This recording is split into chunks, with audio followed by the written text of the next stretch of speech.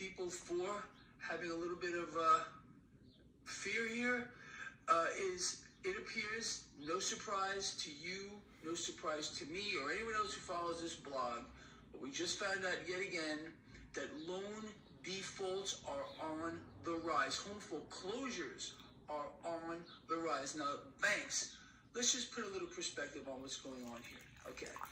This is the beginning of a new earnings season. Bank earnings are starting to come in, and again, I don't think anybody's surprised here. Hi. Credit or debt losses by these institutions is going to pile up. The banks are in trouble.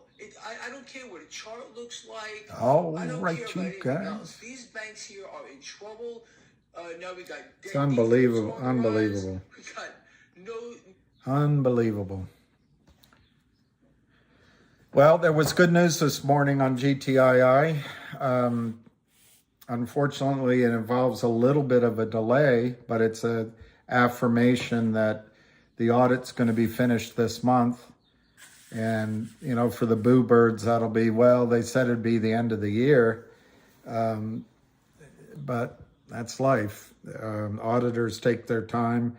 They have absolutely no concern about how the stock is trading. So, but what's good for us is that the audit will be finished, accurate, and GTII, here, I'll read you the news story.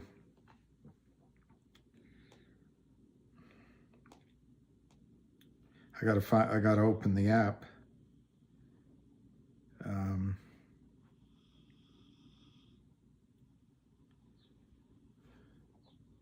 And the stock's behaving well. The stock's 92 cents.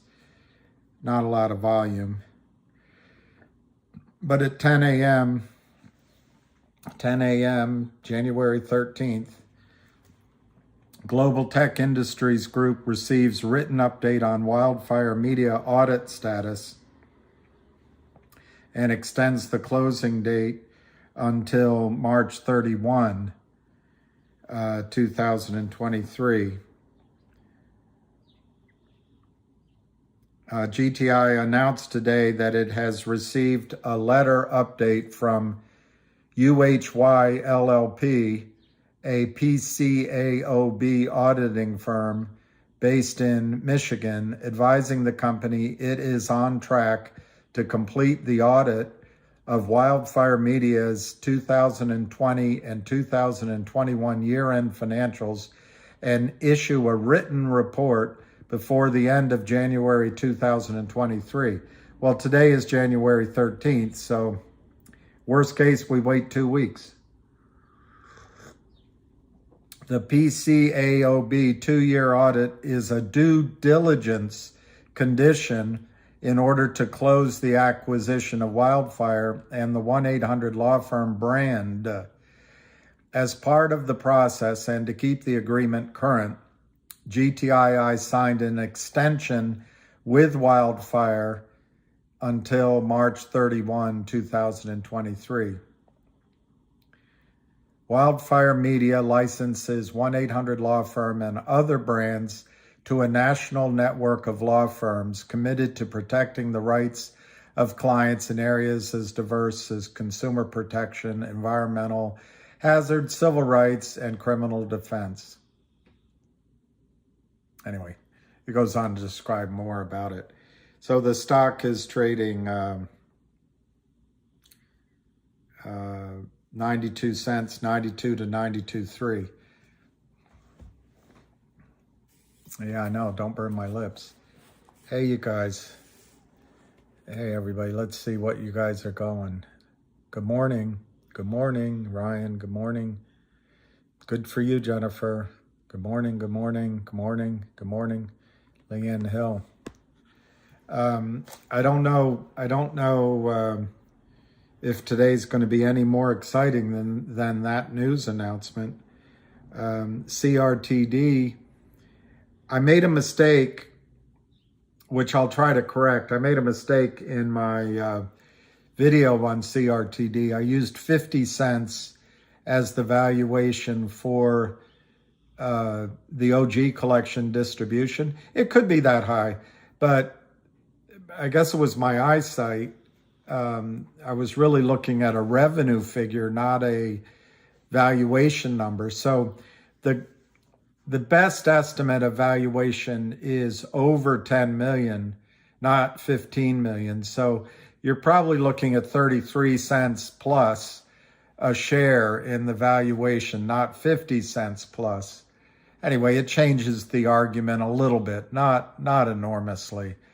But CRTD right now is trading at 83 cents. You get 33 cents of a distribution from OG collection.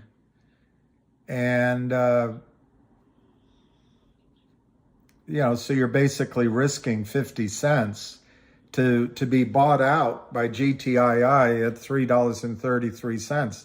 I really don't get why the stock isn't trading a lot higher.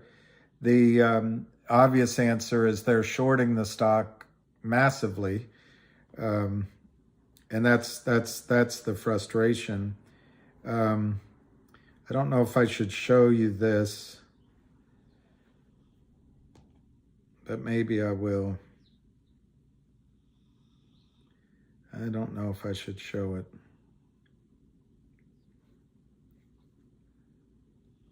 I guess it's all right.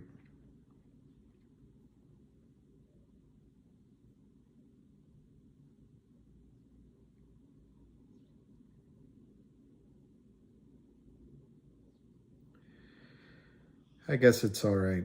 Let me see if I can. I just got to send it so I can show it to you.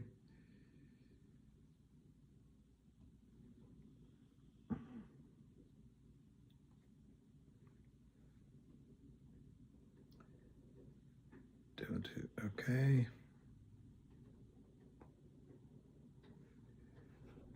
Let me see if I can show you about the OG collection. Not too much. I don't want to complicate your life, but okay, let me see if I can get it. It's tricky. Okay. I don't know. I'm learning as I go on this system.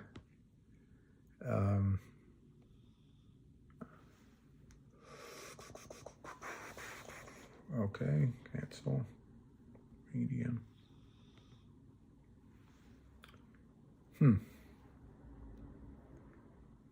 Trying to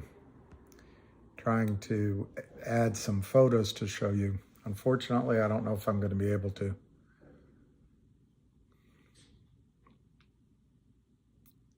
Oh yeah, I guess I have them here. Okay, so here, all right, I see what I got to do. I got to go.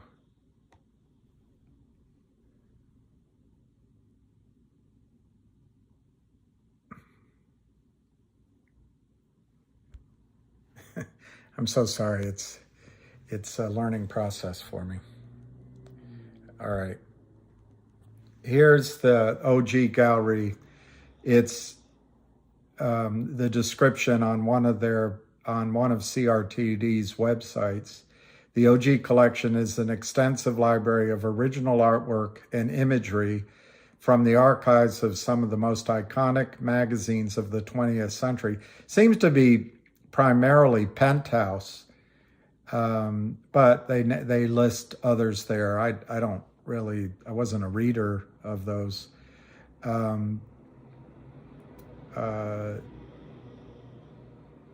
NFTs and museum quality framed fine art sourced from the OG collection's archives. So anyway, I'm going to show you this. I don't mean to offend, but this is an example of one of the NFTs. This is a Penthouse woman named Lynn Partington. And I just show that I guess the quality is of a certain standard. I know from my little dabbling in art, one of the curators who sold me a bunch of art when I had money years ago when I was young, told me that one of the things you want in art, believe it or not, is a woman. So if you bought art to collect it, make sure there's a woman in the picture, because those pieces of art, according to him, may not only maintain their value, they go up in value over time. And I guess everyone's interested in a picture of a woman.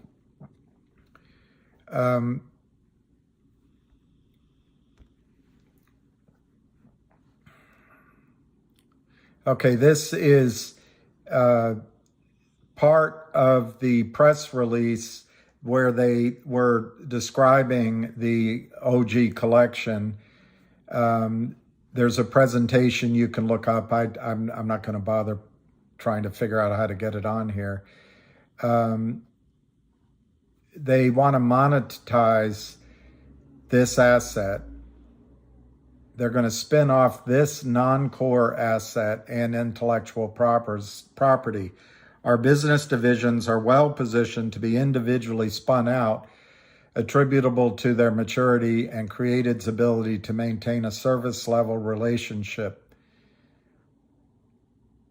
Great team endeavors. Okay. Now this is an interesting thing I want to show you. This is from the chairman. This is 5 months ago. Here's the sources: vocal.media, created letter from the chairman. And I think I have, unless I screwed up. Let's see what this is. No. All right, I guess I screwed up. I'll just read it to you. Here it is. This is the letter. And I only took one picture of it and it didn't transfer, but I'll read it to you. It has become apparent in the weeks following the announcement, this is last year, 2022, letter from the chairman, that the market did not have an appetite for the financing transition that we presented. This is through the Lind partners. Context is everything, and time provides for alternative opportunities. On July 29th, after careful consideration, we announced that we had elected not to proceed with the offering.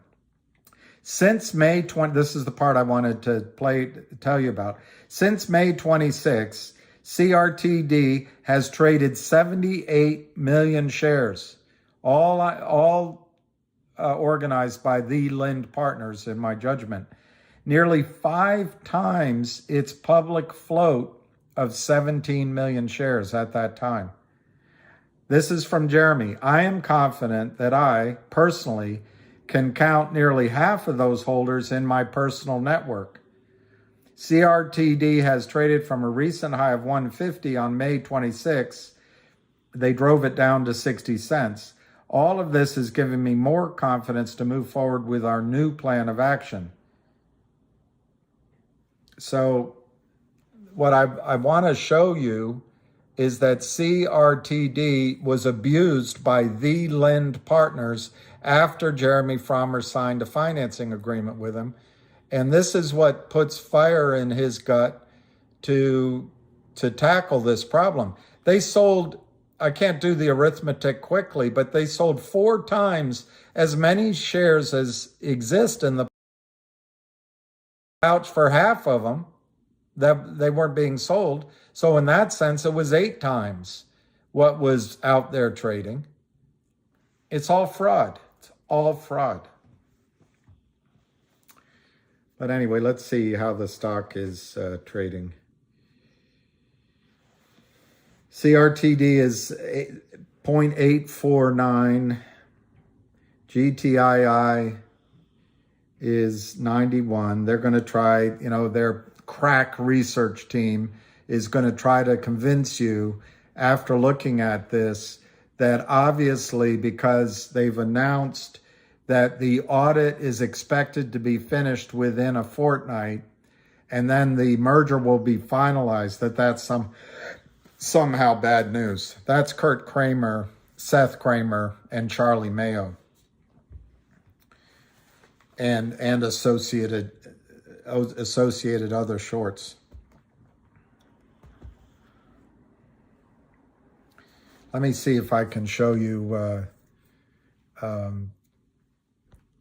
This is created, and I know I put this on Twitter last night, and I know I got a fat finger there with the drawings, but I want you to see three things in created stock price. One, it's crossed the 200-day moving average. That's bullish. Two, it's about to cross, it's punctured, and they're trying to keep it from significantly crossing the 50-day moving average, which is massively bullish. Also, where I draw that straight line, you see 1, 2, 3, maybe 4, or you could count it differently, but I see this is the fourth attempt to break out through resistance, and I think it should. But if it does, that means you're going to see a puncture much higher.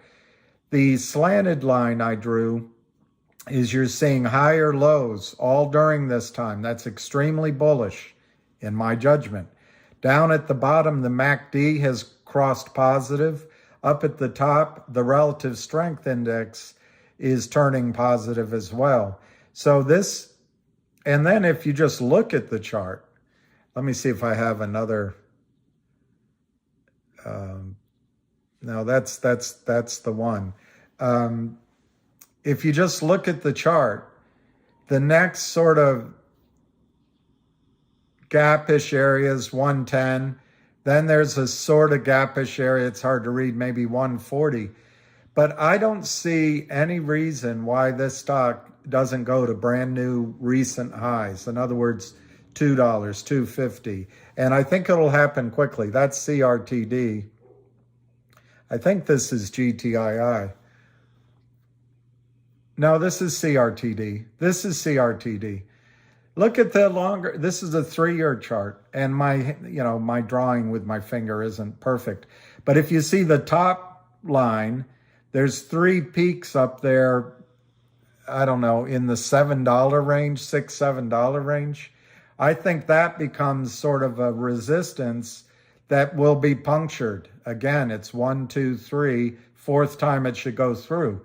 Now, I might be being rose-colored glasses, and we need to go up there and play around for 3 or 4 new puncture attempts. But I think where I circled it, that gap is going to be filled as it was attempted to by those 3 attempts, I guess, last year. But I think that's after this breaks out and it gets above that $2 range. That's where I think we're going. I don't know, pick a number, 6, 7, 8, 9, 10. And I don't really see any resistance that's significant. So CRTD looks like a powder keg to me. On the other hand, the takeover is at $3.33. If you take $100 million of GTII shares divided by 28 million float, it says on Yahoo, call it 30 million. That's $3.33. I don't know if that becomes a little bit of a cap area, but point is, the stock is trading at 84 cents. You get a distribution soon. The shareholders meeting is in the first part of next week on the 18th. You get a distribution of the OG collection. And I should have shown you, I don't know if it's there, but they estimate the value at $10 million. So if you divide that by 30 million, that's 33 cents a share. So you're buying this, the risk you're putting up is 50 cents. And technically, I think it's going very high, But even if you just use the $3.33 as your limit to the upside, you're paying net 50 cents, and maybe you get out at $2 or $2.50. That's 5 times your money. And when? Well, the shareholders meeting is on the 18th. The standstill agreement lasts for 30 days. Both managements are massively committed to making this deal work. I just don't, and it's priced in dollars, not shares. So whatever Kurt Kramer tries to do to GTII shares only helps you. If he drives it lower, just helps you. You get more shares when they acquire or when they price it. So I just don't see the reluctance to buy CRTD. Now they are shorting it, the Lynn Partners, because that's all these guys know how to do. They're wannabe Wall Street money managers. They're imitating what Ken Griffin and Virtue and other places do, Goldman Sachs, but they don't have a lot of money under management. When I looked it up on the internet, the last number I saw was less than 150 million spread out across 3 or 4 LLCs. So wherever this trade is, they don't have enough money to defend this, and they can't deliver the BitChute, what's it called, the blockchain OG distribution, and they're not going to be able to deliver the GTII physical shares. That's how it's going to be set up. Physical shares cannot be, according to Jeremy Frommer's tweet, it cannot be an IOU. So these guys are playing with fire. They're whistling past the graveyard. The Lynn Partners is going to cease to exist. And probably 1 or 2 prime brokers are going to be shaken to their foundation. But I guess we don't have enough buying power to offset the spoofing, illegal cross-trading, illegal price manipulation, and illegal fraudulent selling of counterfeit shares. So until time goes by and buy-ins start happening, I guess we just got to deal with the fact that the ability that Gary Gensler gives to criminals to sell counterfeit shares while he looks up the skirt of Kim Kardashian because he wants to root out corruption wherever it exists, except in businesses that help his alma mater, Goldman Sachs.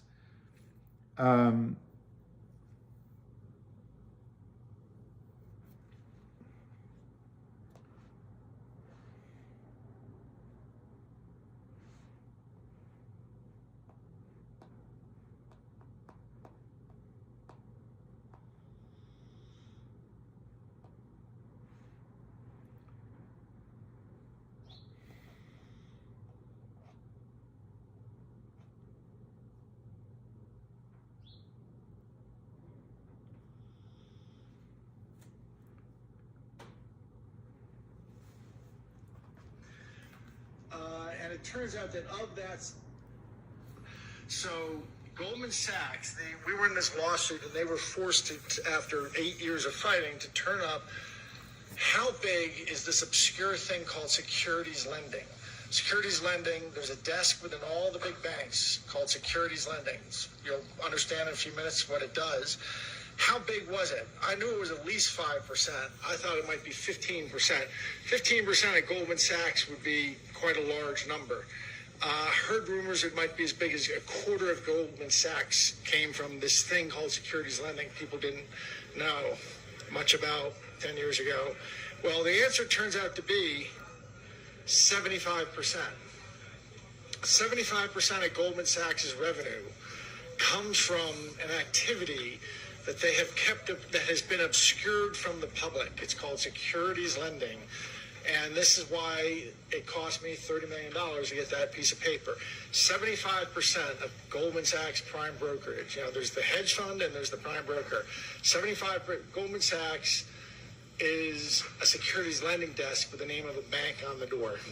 And this is a big secret. It has been a big secret. Goldman Sachs is a securities lending firm with an investment bank name on the door. Goldman Sachs profits from the lending of shares, whether they're fake or they're real, to the criminals. And Gary Gensler is worth $100 million because he got a job at Goldman Sachs after working for Bill Clinton, and then he went to Hillary Clinton's campaign, where she gets paid by Goldman Sachs for speeches. Bill Clinton gets paid. Janet Yellen gets paid. The whole thing is bought by Goldman Sachs. So now Gary Gensler is at the SEC. So it's frustrating.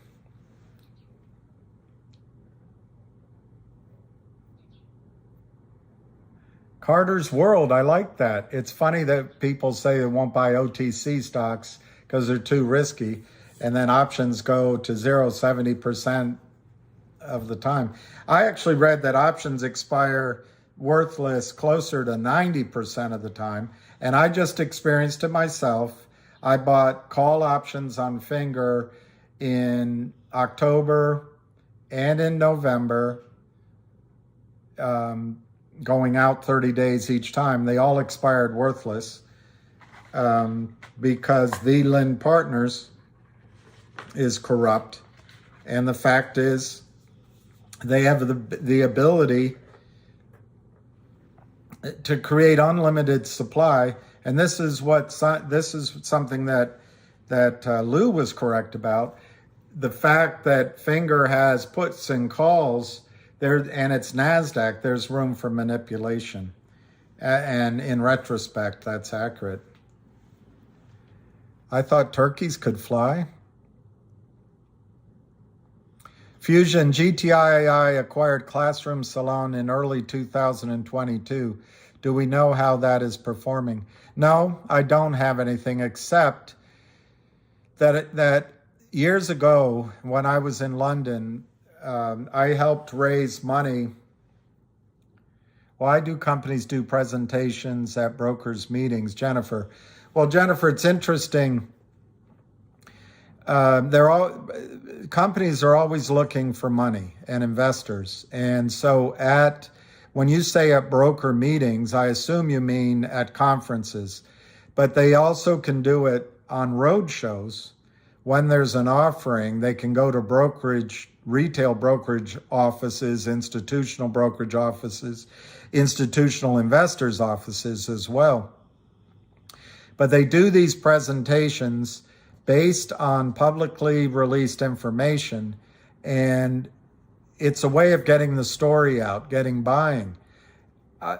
What's interesting, Jennifer, I attend a lot of conferences in my life, and I've sat through presentations, and you learn a lot about your ability to absorb information.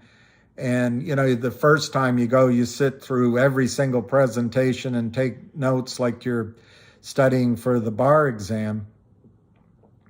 But then eventually you realize that you're only going to remember 2 or 3 or 4 of the stories 6 months from now anyway. So you try to focus on your networking and meeting the CEOs and going to the breakout rooms. Well, the breakout rooms, Jennifer, that's what I wanted. That was my point. Is at these conferences, what you can see is the presentation. You go to the breakout room and you have a room of 30, 40 different investors, and you have the whole management team, the CEO and the CFO and the technical teams all up there. And you raise your hand, you ask questions, and they say things in that breakout room that you can't learn otherwise. And so the reason companies do it is to tell their story. The reason people like me attend is you can learn a lot. Well, it's funny. I know for a fact, because I know this one gentleman who I like, but there's a short seller that goes to a lot of the conferences. And I swear he goes into those breakout rooms just to make sure that there isn't an event that's going to dramatically spike the price of the stock where he can't control his short position. And then as soon as the stocks go up, he just shorts. And it's just a guaranteed way, this illegal short. And I don't know if he does it illegally. He may actually borrow shares, which is legal. And I don't have a problem with shorts who pay the cost of borrowing and finding shares. But the reason companies do those presentations, and they do it at two brokers in a roadshow or in conferences, is they want to have visibility, or they're raising money. And they stick to their script. They say the same thing to every investor, pretty much. So there was another question about, Classroom Salon. I raised, when I was in London, as a team, we went through the Middle East and we raised money for 2 or 3 distance learning companies. And this was 25 years ago. So I learned a lot about the demand for distance learning, the efficacy of creating a ecosystem on the internet, and the advances have even gone further. I don't specifically know details about Classroom Salon, except the technology, the software was designed by brainiacs, and it's backed by some of the best schools in the country.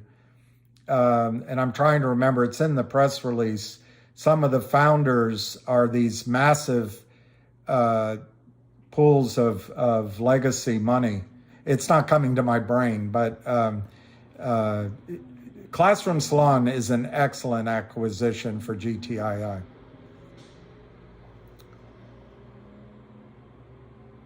Yeah, the revenue, I don't know that there is any revenue, Fusion 2000.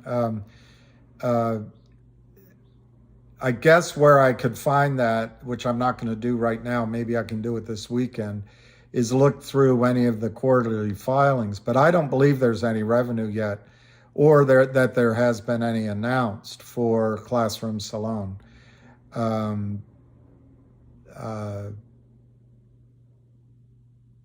It's a longer-term project, and as you know, GTII is sort of a public incubator of companies. And for example, with Classroom Salon, the idea is they will keep the records clean, do their filings, nurse it through, guide it, I guess is a better word, through its initial growth phase, and then launch it float it as an IPO or as a distribution. And then Classroom Salon would have to give the shares back, and GTII would keep a portion of it and get the value of their investment that way. Hey, Alicia.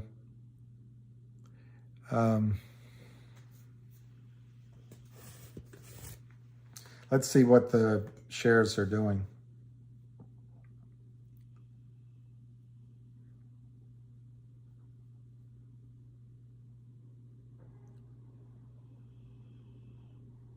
I just don't get it. 261,000 shares of CRTD traded. But when you look at that trading number, most of it, I would bet half or more is just crossing trades. The bid, for example, is 1,651 shares at 84 cents. The offer is 1,000 shares at 84.9. Who bids for 1,651 shares? It's all fraud. It's communication amongst the market makers. And Gary Gensler, as I just showed you, Goldman Sachs makes money off of this crime. And they do it on a massive scale with guys like Ken Griffin and Steve Cohen and all at arm's length. You'll never be able to prove it. and others, that virtue, whatever it is. And you know, Gary Gensler's never going to stop it. It's never going to stop it. Well, Richard K., I would love to sell MMTLP for $750 and buy GTII. My own view is by the time you get $750 for MMTLP, GTII will have already run. If they open trading for MMTLP next week, January 20th, like I think it was you pointing out it might happen, it could be that there would be an opportunity to get out with a huge profit and go into GTII. But I think Jeremy Frommer is on a speed attack to make all of this happen by within the 30 days that was announced for it. My own view is CRTD is going to go first, but they're both going to go together. Should markets have a price floor below where no shorting of a stock is allowed? Well, Mark Maddox, I think that's a good point, Mark. As you know, no broker that you go to is going to recommend a stock below $5 or probably even below $10. They're not going to recommend a stock to you that's below 350 million in market cap. There's going to be no research. There's going to be no institutions following it, no institutional buying. So these jerks short those stocks from like they're going to do with COSM. Let me see where that's trading. Or they'll try to do with COSM. Yeah, 399, so it's under 4. Not much under 4, but it's under 4. Because there's no institutional buying. There's no buying. So they short illegally. No one cares. I mean, Gary Gensler doesn't care. But there's no buying. So they can create endless supply of stock, and there's very little demand. And you know from your Econ 101, prices are determined by the demand for an item versus the supply of the item. And yeah, I think it's a good idea, Mark, that below, you know, maybe you make a rule that unless institutions or big retail brokerage firms maintain a recommendation on a stock or allow their brokers to recommend a stock, you can't short it. Maybe you do something like that.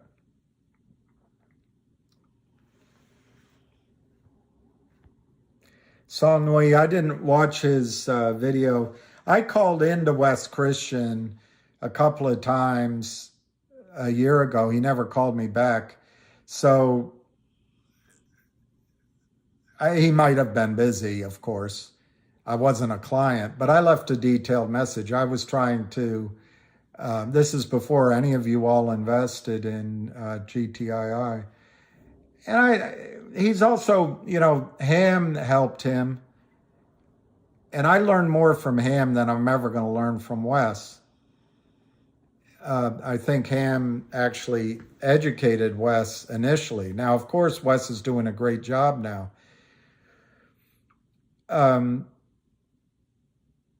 But I didn't watch it. I know I will watch it. I don't want to be arrogant, but I basically can imagine what he was saying. COSM's $4 now. GTII is 91 to 92 cents. But what I understand that he said and was talking about is some of this discovery. And that'll be your net. Carter's World, I was just on a conference call for Go Logic, and the company that they're buying, they're merging with this Gamma Ray, one of the divisions is called Nest Egg, and it's a fintech system where you can add automatically or by entering it, dedicated to millennials, Gen X, and Gen Z, or whatever they are, to build retirement. And anyway, the name is Nest Egg. It's a pretty cool name.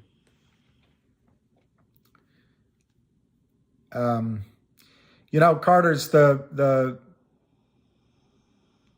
it's fun to laugh about, but you all should know, when I was your age and younger, much younger, interest rates were sky high, housing prices were low, the stock market the Dow was 700.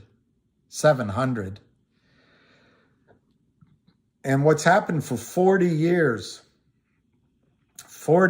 basically, low interest rates, easy money, bull market in bonds, bull market in real estate, the globalization of supply chains, just-in-time delivery, cheap oil because we decided to consume it as if we were in the 50s and 60s, rather than designing our new transportation systems and our new design of how we're going to live. So supermarkets have enough food for a week.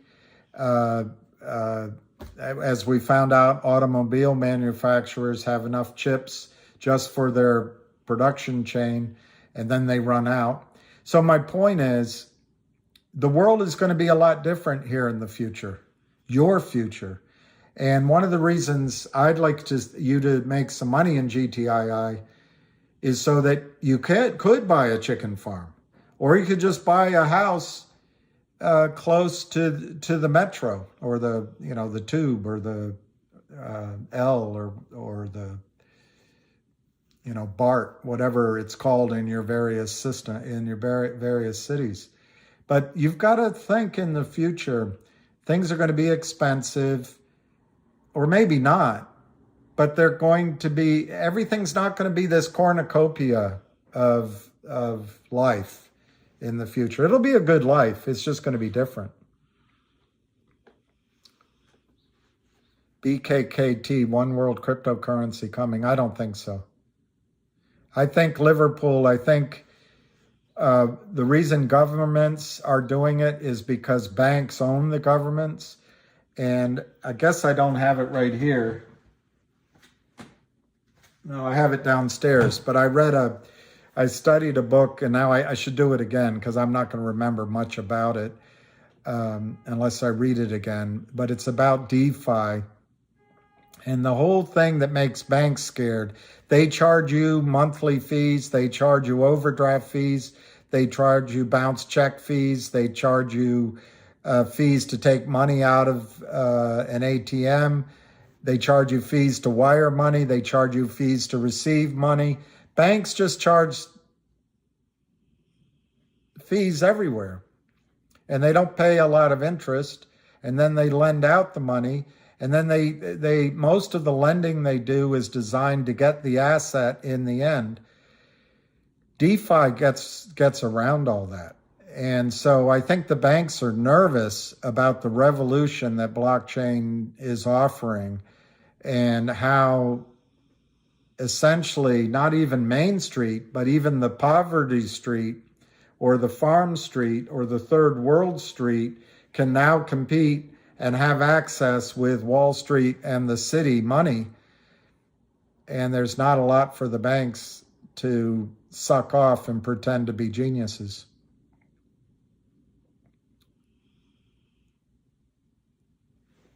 And I know it is your money. Johnson's enormous. What a name. I'm seeing 68. Well, Jabba Rumba, I agree with that. But I think as a country, we could have, for example, made the decision to build out our electric grids and electric cars in our cities, in our towns, and then have those kind of vehicles for local travel within the Beltway, within within 20 miles of downtown, within 30 miles. But then between cities, the luxury that we've all known of getting in our car and going on a road trip, probably we should have been building high-speed trains between our cities and our towns, so that you, in the future, because you can move for the same amount of energy, a lot of goods by train or by boat compared to an automobile. And as gasoline, the world, I'm telling you guys, I know you're going to think it's crazy, but gasoline is going to go to $25, $30, $40 a gallon. And when that happens, I don't know when, but when it happens, we're not ready for it. And we could have, God gave us enough time and enough energy to build out our new transportation system. And instead we just said, like Margaret Thatcher did, let's just throw a party. Let's just burn it. And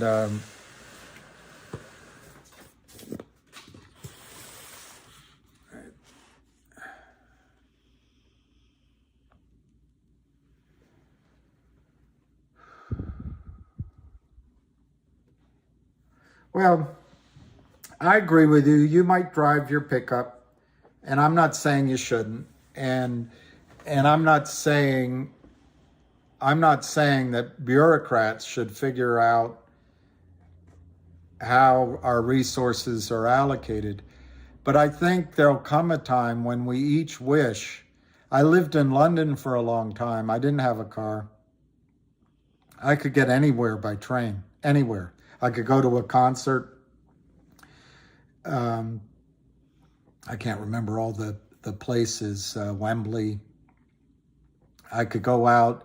I could go to the city. I could be on the West End, be in Kensington. I could go to Oxford, all by train. In Spain, you can get on a high-speed train from Seville to Madrid. It's going along at 200 clicks, as my dad used to call it, kilometers per hour. And it feels like you're just standing in your kitchen or your living room. You don't feel any vibration, and it's a reasonably priced ticket. And then you're in Madrid, and then you have a car and you have taxis. But we don't have that. And there could come a time when you're driving your pickup and you need to get from Dallas to Houston, and it costs you $150 just to drive that far, or $200. It's, I think we're going to regret that we didn't build out alternatives. So maybe some people, if they have the money to spend on their pickup, do it that way. Other people take the train. I don't know. 20th means nothing.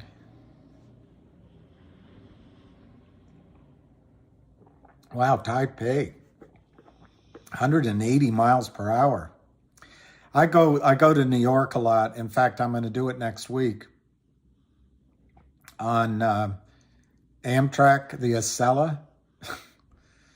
It doesn't even go much more quickly than the local, because the tracks are so bad. The tracks are really bad.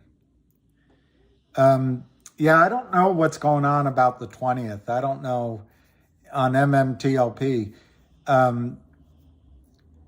As I've bored you guys many, many times, I'm of the belief that the record date for MMTLP was December 12th. Trading was halted on the 13th. It's a month later.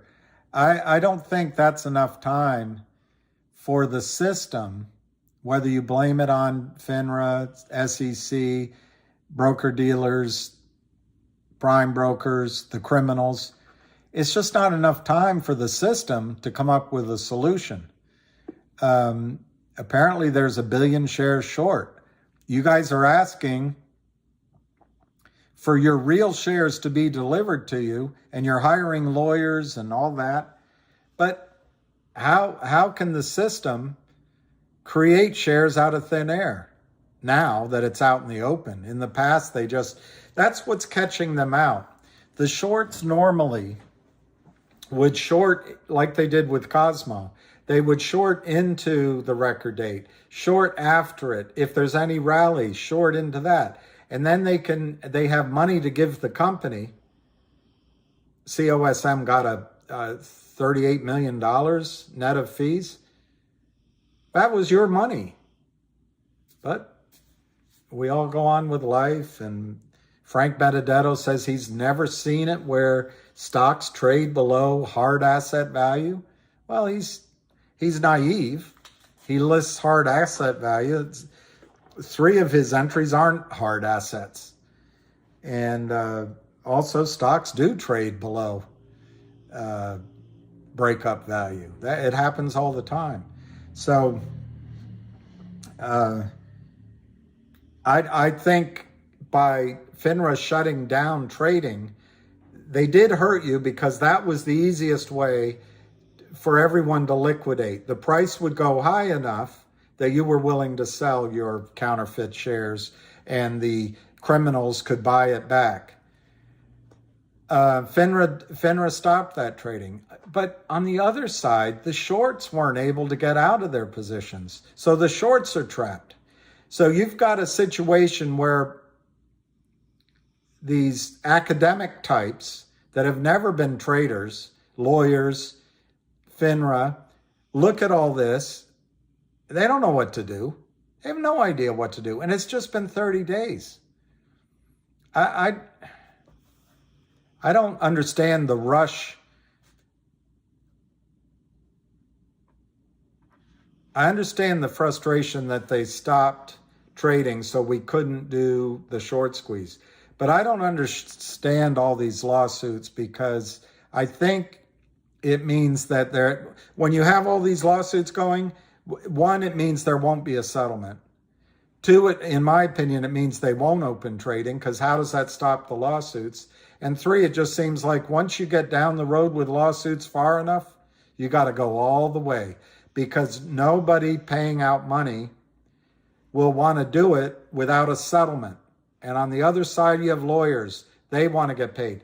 I think going down the route of the legal system, while it's possibly the only part of the United States that's still not corrupt and still affords transparency, you don't get it in our media, you don't get it in our newspapers, you don't get it on Wall Street, you don't get it on television.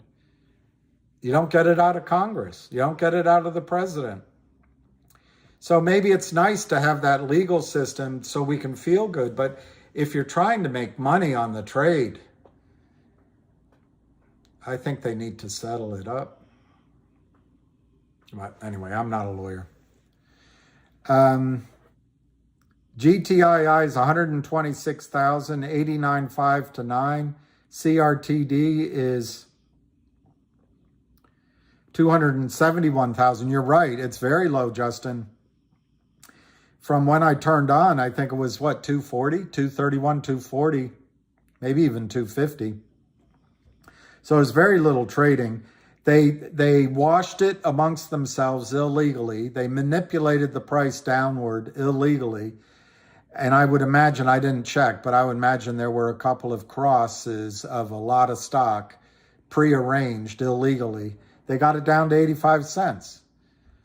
Well, they don't have to do any more damage. I don't know why this is such an important number, except I showed you the chart. Somewhere around 88, 89 cents, it breaks through the 50-day moving average, and they all use the same computers to do trading. At some point, GTII you're going to wake up, it'll be $1.80 or $2.50, and it'll be like that. Will it run higher? Maybe. What I can't figure out is does the 333 cap the short-term move and maybe cap the move lower than 333 because you got to leave money for the other guy. Maybe it stops going up at $2.50 or $3 or $2.75. But it'll happen. Right now, everyone's just sitting on it.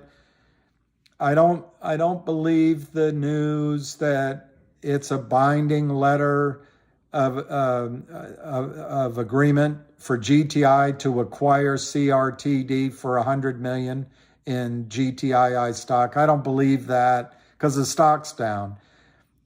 I don't believe that CRTD only has 29 million shares in its authorized shares. It's issued shares. Authorized is closer to 30 million. I don't believe that. That's in the news and it's on Yahoo. But I don't believe that either. I mean, if I divide 100 million by 30 million shares, that's $3.33. But that can't be true because the stock's only trading at 85 cents. So I don't believe that either. And I don't believe they're going to distribute. They got Jeremy Frommer, who gave a talk in the belly of the beast. He's come on Twitter. He's said he's going to destroy these short sellers. He's going to go after the Lynn partners. But I don't believe it either. He's announced it. He could go to prison for announcing, putting into press releases announcements that he goes back on, but I don't believe it.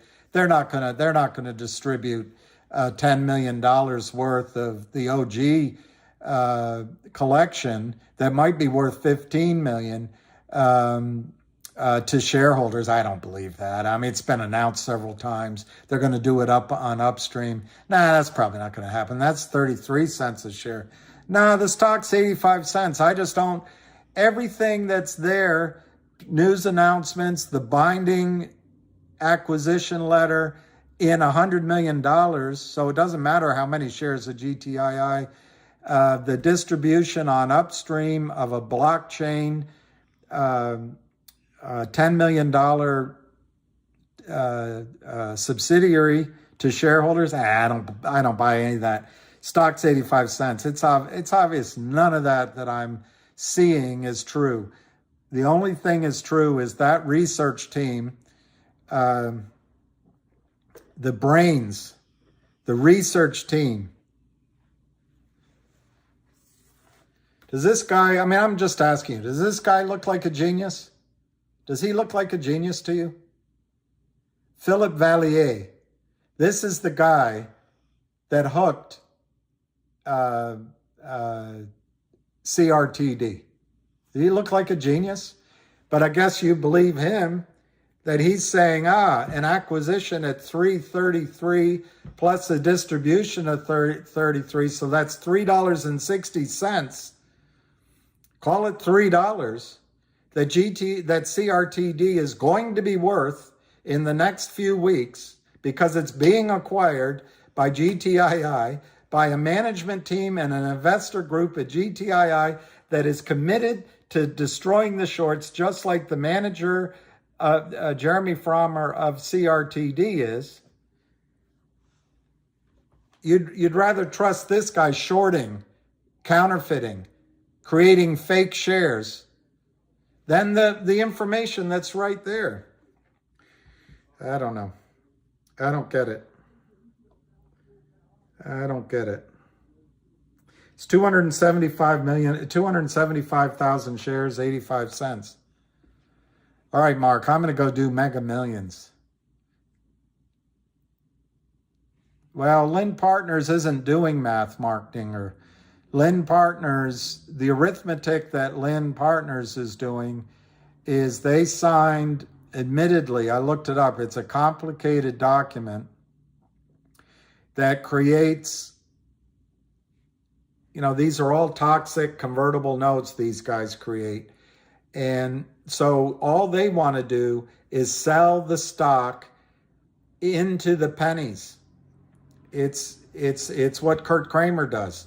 And then as the stock goes down to next to nothing, if they can wait it out, NASDAQ or OTC will delist it and the stock stops trading. There's no 1099, so they don't pay taxes on their gains. Company goes out of business. That's all the arithmetic these guys do.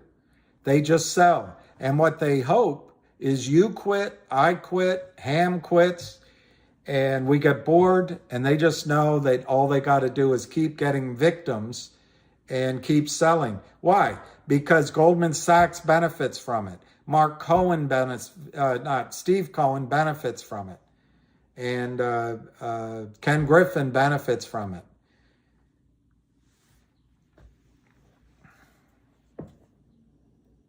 I had you for a bit.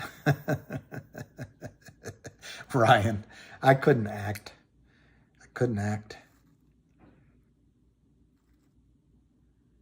He should have armed himself if he's going to go decorating his saloon with my friend Ned. I sound mad as I should be, Sam. I'm pissed at myself for listening to me. Well,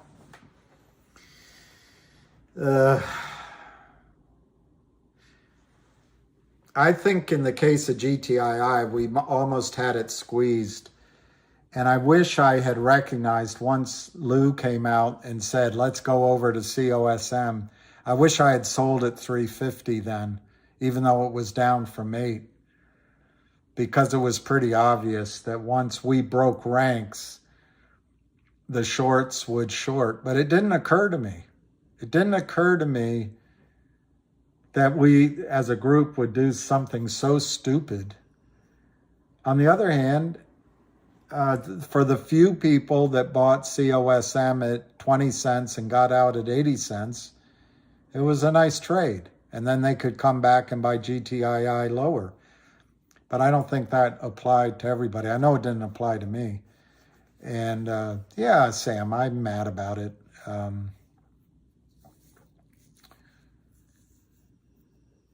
But that's trading. You don't get it right. And hindsight is 100%. But this is a new year. And so it's what you do this year. I think GTII is going to go to the moon. And I think the same of CRTD. The pressure we built up on GTII was enormous. Fidelity was paying 1,000% interest at several points.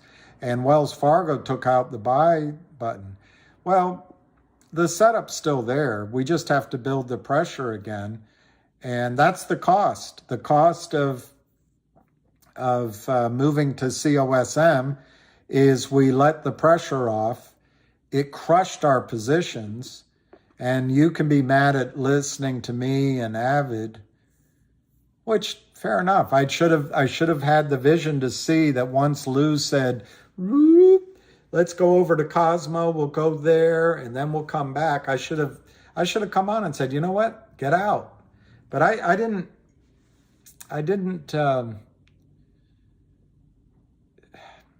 It was a mistake of judgment on my part. But I didn't get into GTII to trade it. Remember, Lou came to you and said it was going to go to 100, or he wasn't going to shave his beard. Well, he obviously got out at, I don't know, 6 or 7 or 5. So I haven't learned to do that. I haven't learned to tell you that I think the stock is going to squeeze, and as soon as it gets to 7 or 8, I'm going to sell ahead of you. I haven't learned to do that. And I never did it when I was managing money and making recommendations like an idiot. I would always make sure that my investors got out first before I got out. So I don't know, Sam, you can be mad at me, but I'm mad at me too. All right, Sam is. Well, let's watch it. Let's watch it, damn Yankee. That's what they used to call me. I went down to Texas once when I was about 28 years old, thought I was a big shot. I was making a lot of money. I met a CEO, and we're at the barbecue, and I walk up, David Kelly, and he said in front of everybody, as I went to say hi and thank him, and I don't even recall that he shook my hands, but he said, well, you're nothing but a damn Yankee. Thank you, Roger. Roger, for having me. We can never bring too much light to what's going on in this illegal space. The playing field's changed in our favor for us, and I'll tell you why. By the time you count what I'm told is 10 million Reddit Wall Street bets, apes worldwide, by the time you count you and your company and the other companies now that are finally deciding to do due diligence on their company, and I think the worm is turning, not just in your company over time, but in this whole space, because there's more attention by very, very large groups of people. And ultimately, this is about a revolution against the system. That's what it's about. Yeah, and you're going to see, Roger, you're going to see, and I can't get into specifics, but you're going to see in the next month, in addition to whatever action we are going to talk about with your company, you're going to see the mother lode of all shares that have been issued that don't exist come to the forefront. It is going to pale GameStop. It is going to pale AMC. It's going to pale any of it because of how they've the action that they've taken. So I can't say which company, but I can tell you there's more coming, and so your shareholders need to pay attention, because ultimately this could be a turning point for all of us if that case can make it to first base, and we believe it can. Wall Street has figured out a way. I don't know who David is.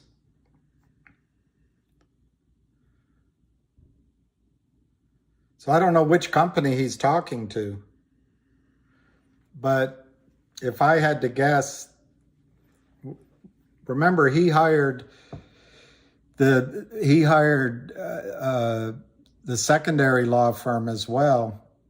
But the big thing they went and hired is ShareIntel, which Wes said on a call, I don't know if it was a space call or I can't remember, it was a few weeks ago.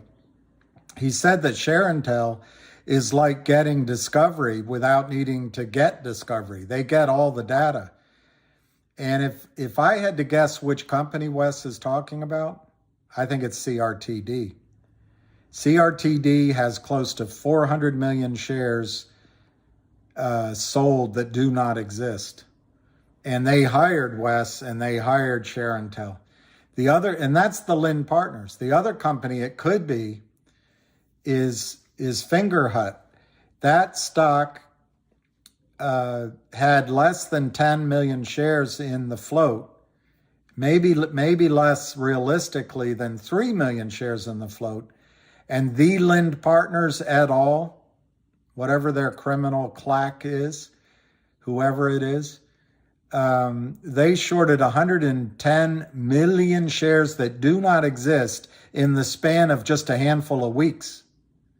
And Wes has ShareIntel looking at that. So it could be Finger, could be CRTD. And remember, it's the same investors. So it could darn well be GTII, which GTII may have 600 million shares naked short. The 350, the insider found out, the Wall Street guy found out, and the other 200, 250, 300 that have been sold since. Now, none of us know the exact amount, but apparently GTII, when it was called Traytorn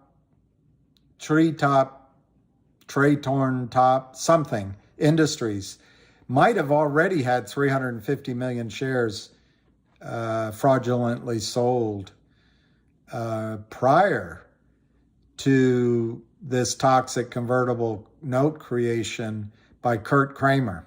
So I don't know. It doesn't take much. Wes was hired by Finger, hired by GTII, hired by CRTD. I think he's going to be hired by MMTLP. So it's probably one or all of those four companies. Well, that's right, Richard K. I heard 1 billion shares on MMTLP. And this is where I don't understand what people expect. The only thing FINRA should have done is allow those billion shares to be bought back in an orgasmic short squeeze. But they took that away. But guess what? You feel trapped, but so do the shorts. They got their hands in the rat trap and they can't get out. The cheese is still in the trap. The money is still there. The regulators can follow the money because they didn't cover. So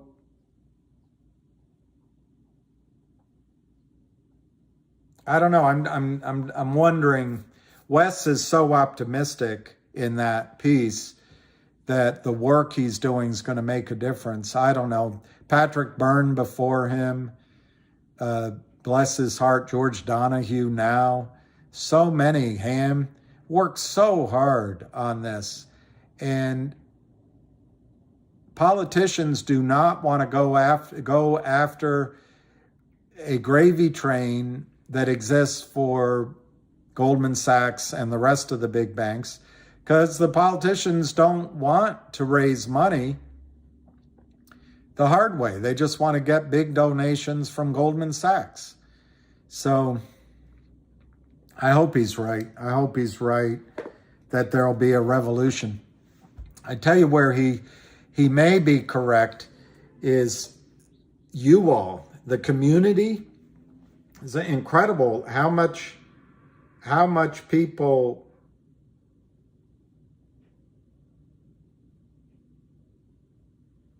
well, this thing says 300,000 views. That's a lot of people, but I heard it might be closer to 1 million. I don't see that here though, views. But the point is, this knowledge that you have, you know more about this than most people on Wall Street. It's amazing. Go take your broker to lunch and ask her what she knows about naked shorts. She knows nothing. They can't believe it's happening. It's not her fault. No one, it's all hidden. I know Lisa Marie Presley. Maybe I never told you all those long and lonely times. And maybe I never held you. Honey, I wish that you were mine. Little things I should have said and done. I just never took the time. Always on my mind. You were always on my mind. Elvis sang that to Priscilla. And it shows to me how men just fall in love with one woman, maybe two, in their life. There might be a lot of dalliances, as I'm sure there were with Elvis, but I think he fell in love with Priscilla. And it is a shame that Lisa Marie died.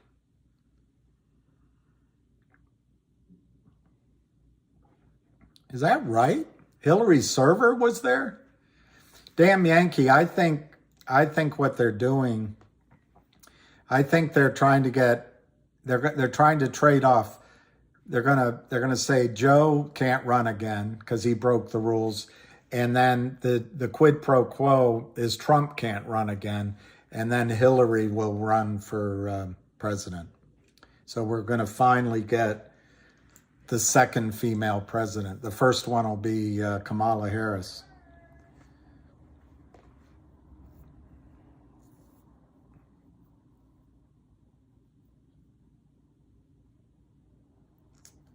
Joe Rogan. Yeah, Joe Rogan. I don't know. Joe Rogan has a lot of interesting interviews, but I don't like listening to him. I guess I gotta practice listening to him. That's what Sam was. Well, on CRTD,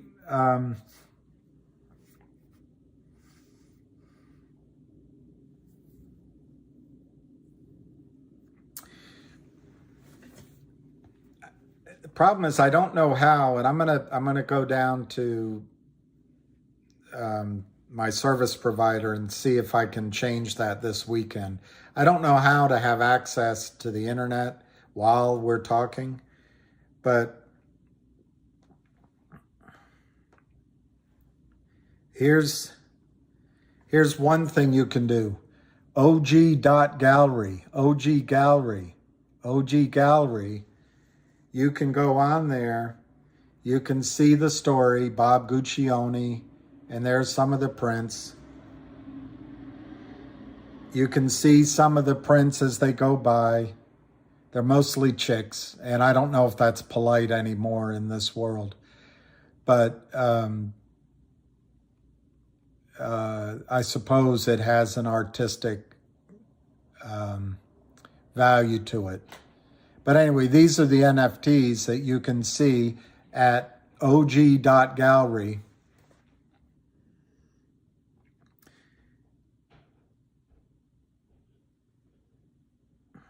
You can go down to their, it's just taking a second to download. You can go down to their investor button, and let's see if we can just press this. It doesn't take too long.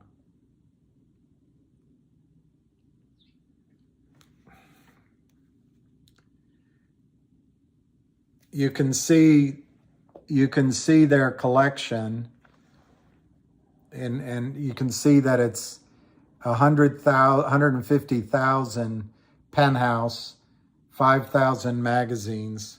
It's a lot of it seems to be a lot of smut, but it's got the appraised value there.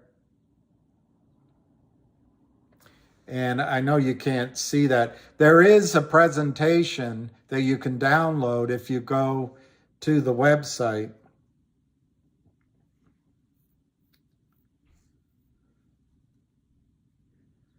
But here in 2016, just that portion of the OG collection was supported a $5 million lending base on,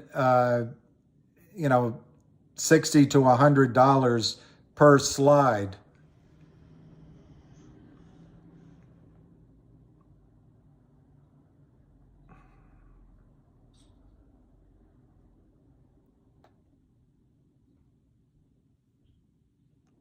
They give you historical sales you can look up to confirm. Historical media and intellectual property you can look up on this presentation. And then they discuss the future value of these virtual art galleries. Web 3.0. I'm not smart enough to tell you what Web 3.0 is. And here's I noticed on the I just lost it. The team that's doing the archiving is mostly women, so I assume that it's all in good taste. Anyway, that's the OG collection. You can then go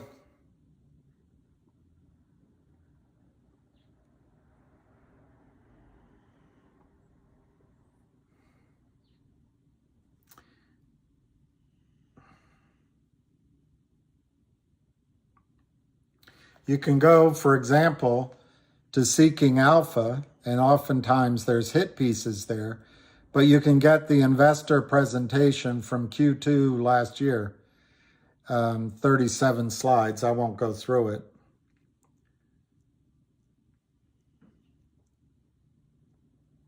But I just put in Google CRTD presentation.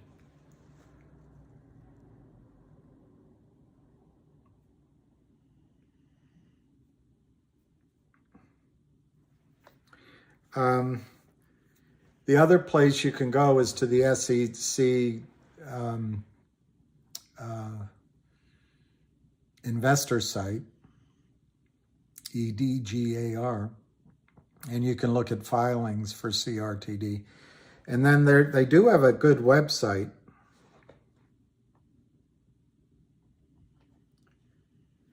Which I studied somewhat. I mean, I'm not an expert on CRTD, but here's their website, created without an E. We're building the home base for creators, holding company, and then you can explore their companies, technology, it's called labs, partners, agency, e-commerce, transmedia, vocal. Here's an example of their website. Vocal for brands, Camp, Dune, Basis, Brave. And then they have investor relations. You can click on that. They give you all of the press releases. I didn't find any research, but they have the two presentations I just told you about are on the website for Created.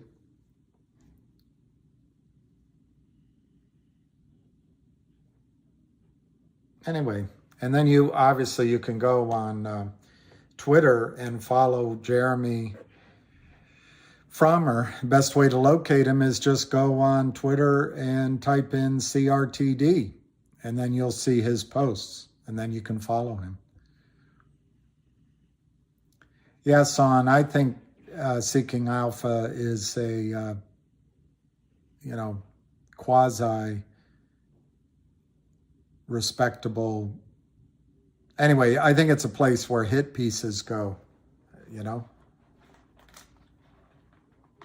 Richard K. Most people are still confident that trading will resume for MMTLP for a fixed window of time. NextBridge management has given no indication that a deal is being discussed. Excellent. I love hearing that, Richard.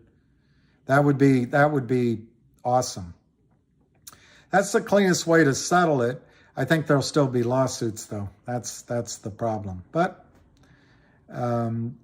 I think a lot of people, if they had a chance to sell their shares into, let's call it a short squeeze, they'd be less inclined to spend the money on a lawsuit. So you might reduce the number of people, but I was impressed, and it might have been you, I don't know, but I was impressed with a lawyer from California and the lawyer in Florida, both on how they focused on the opportunity cost lost, or that's redundant. The opportunity lost, or the opportunity cost, because of the halt in trading by FINRA. And I think those lawsuits might still go ahead anyway.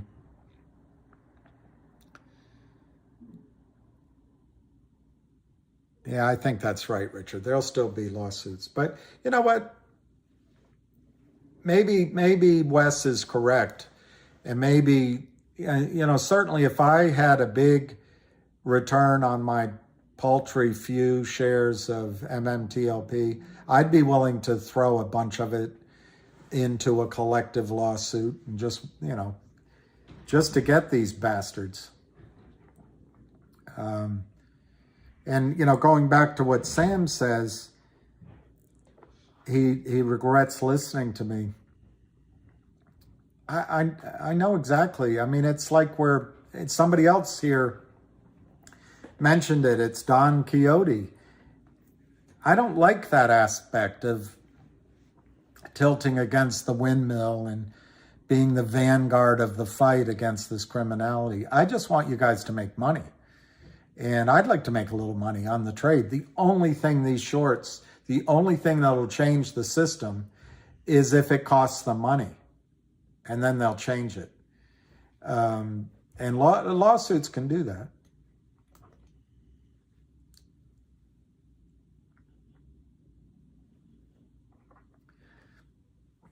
Carterez, energy sources from coal, natural gas, nuclear, as Jimmy Carter, my name is Jimmy Carter, are efficient and stable. I'm solar and wind. The one thing I love about what Elon Musk is doing, I'm hopeful they create batteries that are not environmentally destructive, so that wind and solar do have a place. But there's a book, Carter, has called Storms of My Grandchildren, written by James Hansen. I think I mentioned it a couple of months ago, but since you listed those, it comes to mind. Jim Hansen was the head of NASA Goddard Center or something up here north of DC and almost to Baltimore. And he was one of these guys that stood up and spoke out against the climate change he saw coming. He spoke out against, I met one of the insiders. I was reading the book and I went to a upscale bar one night. This was when George W. was president, his first term. And I happened right next to me with this who saw it, and she started talking to me. She worked in the White House then. She was the press, something like the press liaison to the science advisor's office or something like that. And I started talking to her about the book and that she should read it. I asked her, I forget her name, but I asked her, I said, well, have you read this book? She said, oh, I wouldn't read it. He's a scientist, as if disparaging a scientist. And I said, well, I personally think differently about I'm willing to listen to any scientist. So I turned the book over and then we talked about other things because I didn't want to cause any, arguments or discomfort. But with Jim Hansen, he spoke out against all the way back with Reagan, Bill Clinton. He was an equal opportunity, speak truth to power kind of guy. Anyway, the book Storms of My Grandchildren is a frightening book about various things. Like, for example, just to pick one, the oceans have absorbed a lot of the carbon as a sink. So it's his argument, I don't know if it's true, but it's his argument that a lot of the potential heat trapping gases that could have been in the atmosphere got absorbed by the ocean, but they're at saturation. So as we go forward, the effects are going to be accelerated. The atmosphere is going to get hotter. I think it was his book that discussed the far west in the United States and parts of the South. Everything to the west of the Mississippi is sand, but on top of it, and Kansas, I guess, but on top of it is these thin layers of soil, which is a biomass. It's worms and insects and other, spores and other things that are alive. But I think it was in his book, as that gets hot, that's going to die. And so it turns all of that sand into dunes. And anyway, it's scary stuff that he projects. But the reason I bring up the book, Carter, and you'll like most of what it says. So don't turn off on me because of it. But he says there's 4 solutions. One is reforest. Stop cutting down the trees and reforest. So that's one. 2 is all of the small items like wind, solar, working from home, you know, everything, all of those ideas everyone has as the big solution, he sees those as small solutions, which you can glom together as one on the margin solution to climate change in the future. So he puts everything you listed as just a series of items that together combine to have an impact. The third thing that he said, fourth generation nuclear power plants. I don't know, I'm not a scientist, but these are smaller. I think he calls it pebble technology. But there's two aspects that I remember. One is they don't melt down, or that it's very hard to melt down. And two, they can consume a lot of the nuclear waste that we have. Our current plants use up maybe 5 or 7% of the uranium, and the rest is waste. Apparently, these new fourth generation nuclear power plants can consume 40, 50, 60% of the energy or the power. I'm not a scientist, I don't know the words. But so that's his third thing, fourth generation nuclear power. You won't like this, Carter is. His fourth thing is leave the remaining coal in the ground. Leave the remaining coal in the ground. But you know what he didn't say? And he specifically writes it in his book. He said, I specifically did not say, don't burn oil, don't burn natural gas. He said, these two energy sources are just simply so powerful. They compact a lot of energy in small unit size, and we are going to burn it. So he left oil and natural gas off the table, and at least that's something. At least that's something. What happened to Ham? Ham is probably,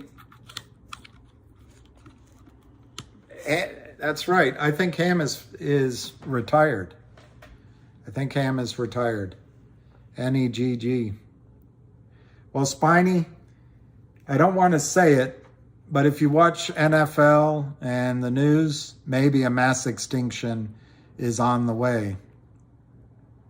Let me look at this, NEGG. And certainly we're going to have a war, but of course war burns a lot of energy.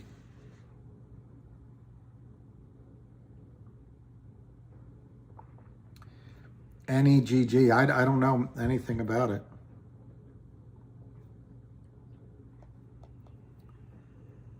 But yeah, I think Ham has retired. It doesn't mean he won't give calls, and it doesn't mean he won't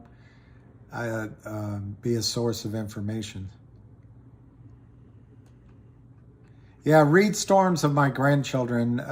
He's a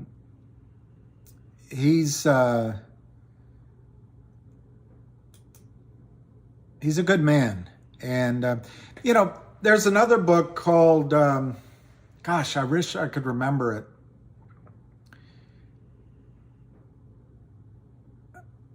I'll have to look up the name for you, Woody, but it describes, it's not a thick book, but it describes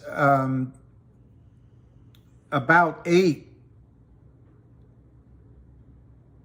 forces that are having an effect on the planet and the future of our life. And one of the things I remember about it, two of the things, is that Russian scientists, you could explain a lot of climate change and a lot of what's happening by the location of where the planet is with the sun, but also where our solar system is now in the Milky Way, and some sort of thickness that we're about to go into you know, it's just a cycle.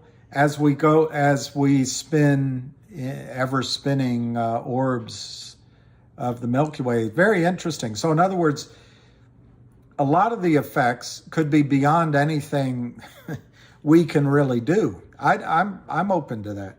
The other thing that was really interesting about the book,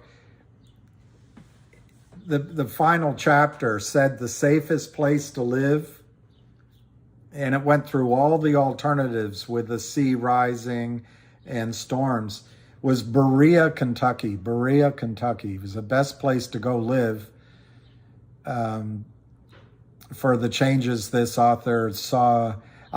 It was an orange book. It was, boy, I can't remember it. I'll figure it out, Woody. I'll locate that book for you. Ham is tired of the whiners. Peace, Woody. Say hi to all of God's animals.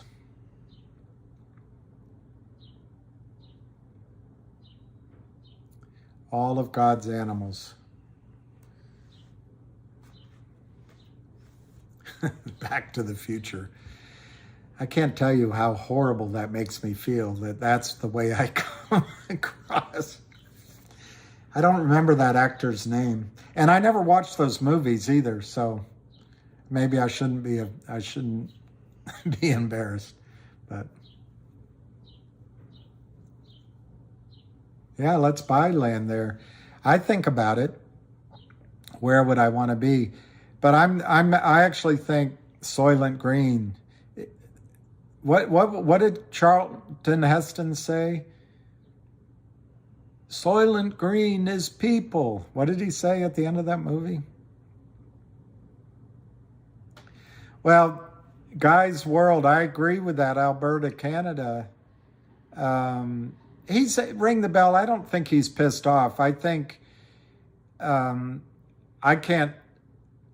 He has a lot of obligations, and he's a loyal friend, a tremendous family man, a wonderful father, and a good husband. And I think a couple of things are going on in Ham's mind. I think he thinks it's over for GTII and CRTD, and I mean that in a positive way for you and me. In other words, they're going to run. The shorts are finished. The shorts are kaput, finito. They're ex-shorts.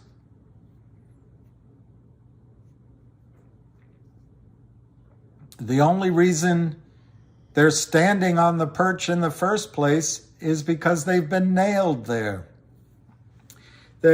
I think he really thinks that the job is finished. Now, I'm sure he'll have calls. He's still working on it, but he wants to just get on with his life. You guys, most of you have probably been in GTII, for 2 months, 3 months?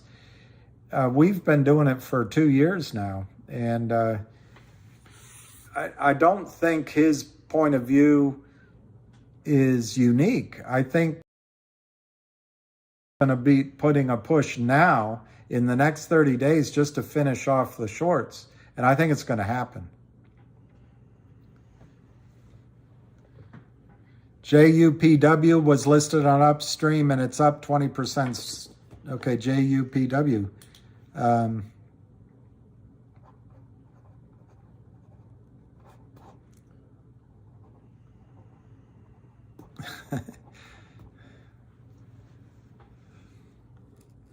Those shorts. Zoom. He's pining for the fjords. Mate, this parrot, I forget now. If I hadn't nailed him there, he would muscle up to the bars, bend them apart with his beak, and vroom, vroom, Mate, this parrot couldn't voom and if you put 6 million volts through it. He's demised. He's passed on. He's singing in the choir eternal.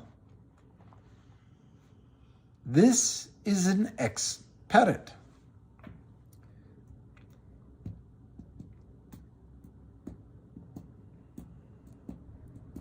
Yeah, foreign investments. The full interview will be good. The thing is, though, nothing is going to stop the shorts except if the regulatory bodies go in and say, you can't, you've obviously broken Reg Show, you're obviously committing fraud, we're going to arrest you. I don't see that as happening because I think Gary Gensler would have to arrest himself if just for complete incompetence.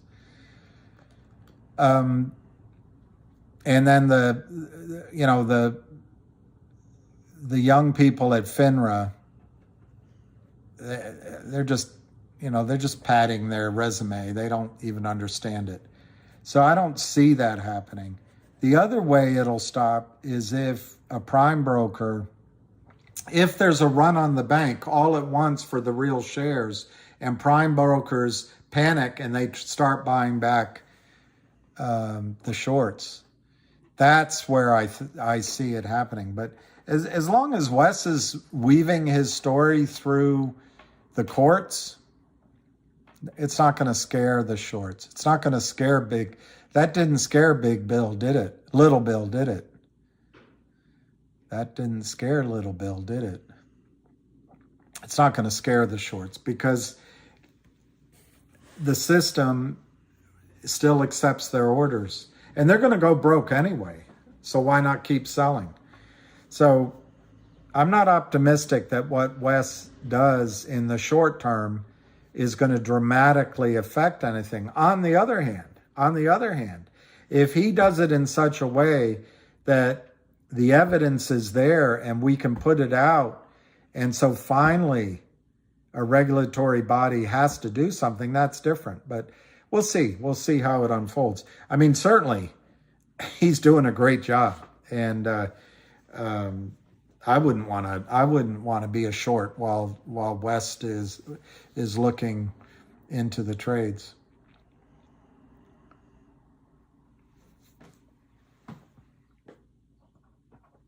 How can MMTLP be resolved if it's 1 billion synthetics? That number is way too much. Well, number one, respectfully, synthetics is the wrong word. It's just criminal counterfeiting of shares. Mark, they made $300 billion last year. Well, that sounds like a lot of money to you. But Kurt Kramer, when we had the pressure on before we broke ranks and decided to buy Cosmo, Kurt Kramer was down $1 billion on paper, in almost $1 billion in GTII. That's just one company, one crappy short. 300 billion is not a lot of money when it turns. And I mean, Tesla lost 200 billion this year so far in stock price. It's 300 billion doesn't scare me.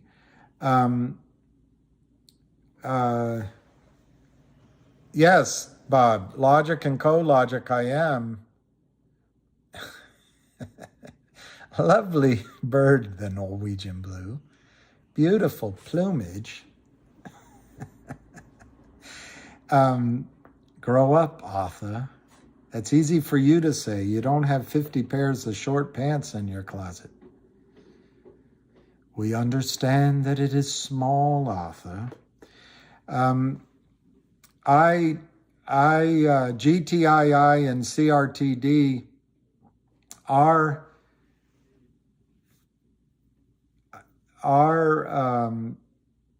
short squeeze plays, but I think all of you need, as I'm hopeful you make money, but you have to then start thinking, How am I going to spread this money out? And I think Logic,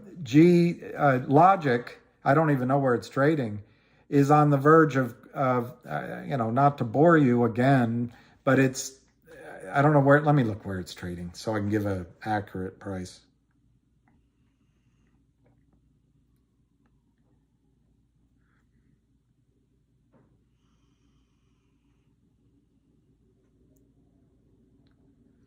And I own both of them. Logic is 36.39, so the short is in there selling. This is a group called Ionic. Now, apparently they only have about 1.7 million shares to sell, but their model is to sell those shares, which they got at around 20 cents, and just take the profit and move on. That, I have to look at the chart, but that would imply to me that we're back to the support, which was resistance.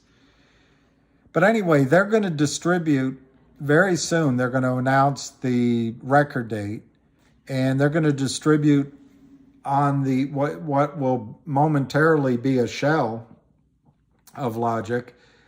They're going to acquire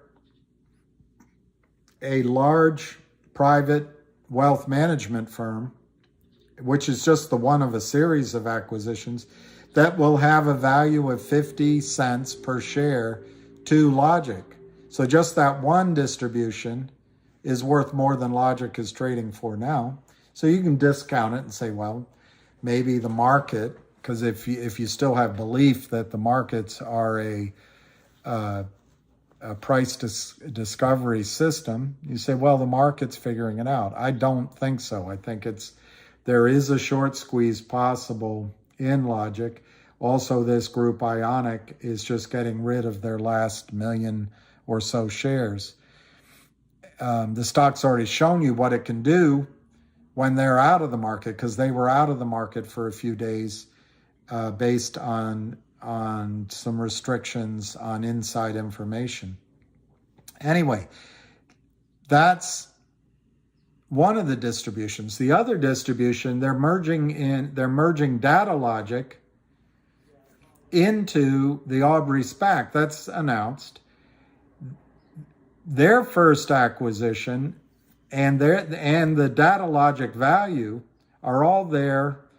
The value will be somewhere between $2 and $2.50 a share initially. But the next, one of them, the COO, is my memory, Christopher Andrews, has joined Logic. He's from MediaGel. And then as Logic distributes through the Aubrey SPAC de-SPACs, they call it, de-SPACs, it becomes Digital Logic. Their next acquisition clearly will be MediaGel. So you got $2 to $2.50 being distributed, plus 50 cents being distributed. I just think it's, again, it's an arbitrage, just like in the case of CRTD. I don't get why the market doesn't see it yet, but it's coming, and the record date will be soon. So yes, I don't think I'll have enough time once GTII or CRTD move, which could be very soon. I intend to buy additional Logic, additional Go Logic. But right now, I'm not making any changes in my portfolio, such as it is, because I think CRTD is going to go to $4. Maybe it's $3, maybe it's $2.50, but it's 80 cents right now. And I think that's going to happen very, very quickly. It has the added benefit that a short squeeze could occur because there's 350 million shares, non-existent shares, sold primarily by the Lin partners and their criminal friends.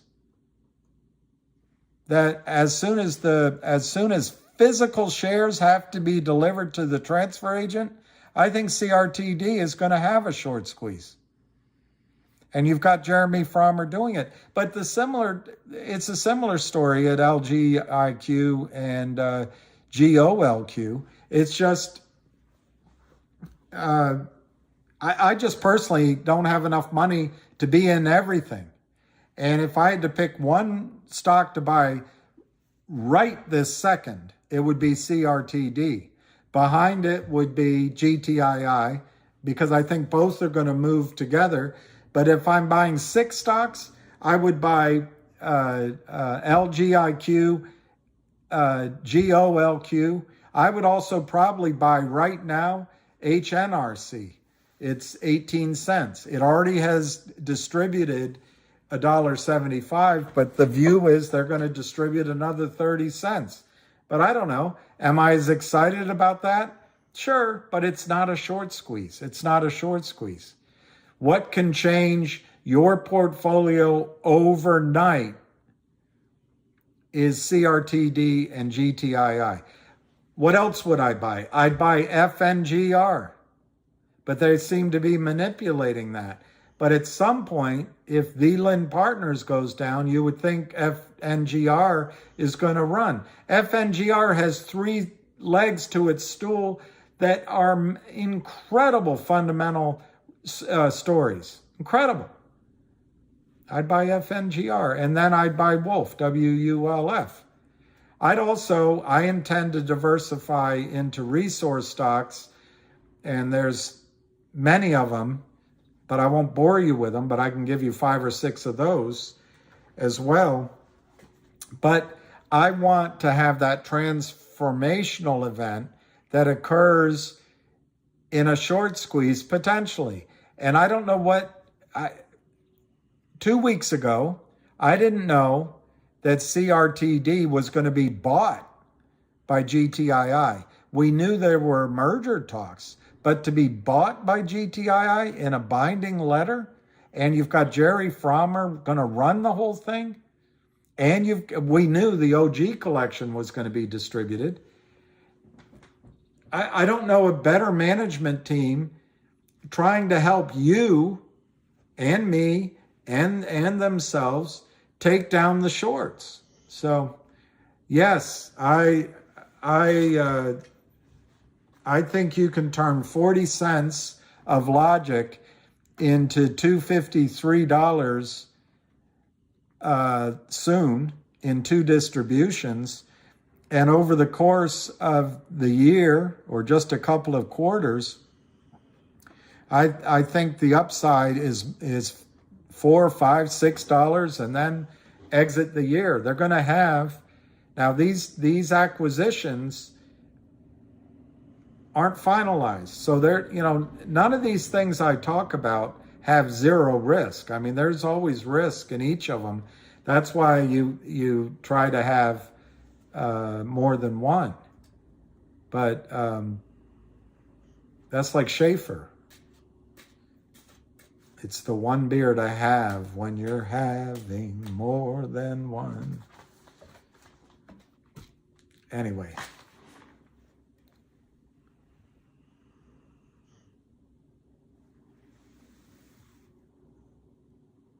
Are the Kramers still... Oh, okay, Wes is out. We'll see.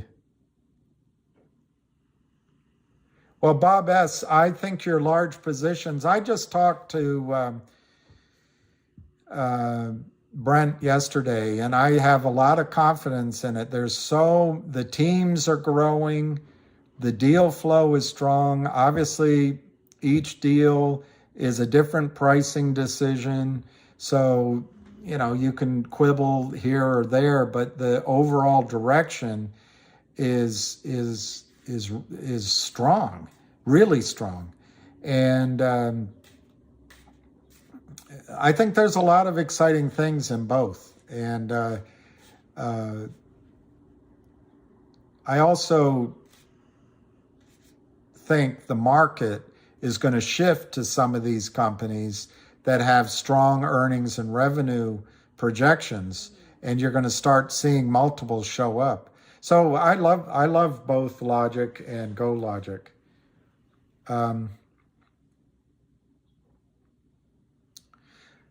Irenic. Somebody else talked about the billion synthetic shares of MMTLP. synthetic is a word that Wall Street created. Well, there'll be news, Bob. I think there'll be news shortly in both cases. And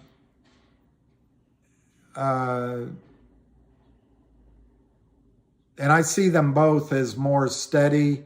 I don't see them as collapsing. What we saw, for example, recently with GTII, it runs up and then they can organize a bear raid and it makes us all sick to our stomach. I don't see that happening. But I guess anything could, but I don't see that happening in those cases. But anyway, synthetic shares is just a description to get you to think it's normal. What happened with Torchlight and MMTLP was criminal theft out of the marketplace of value. They destroyed Torchlight. So that John Berta had no choice but to seek out a merger. Then they destroyed that. And then they activated the MMTLP distribution, and they tried to destroy that. And it's all criminal. It's all criminal. The question you asked is, how do you see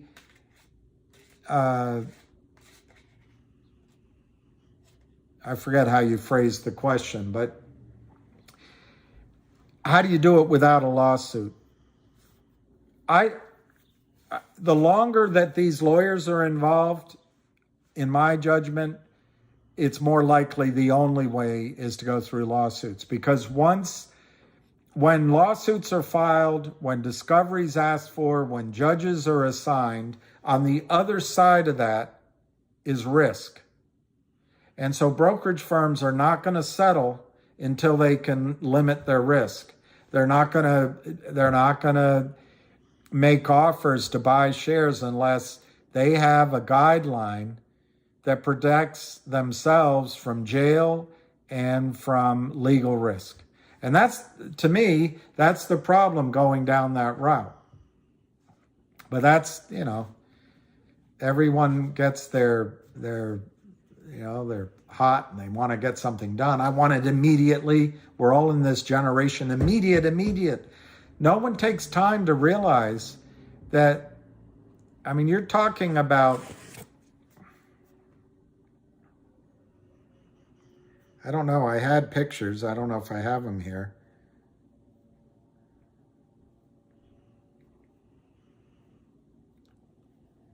If I find them quickly, I'll show it to you. If not, I'll just explain it to you. But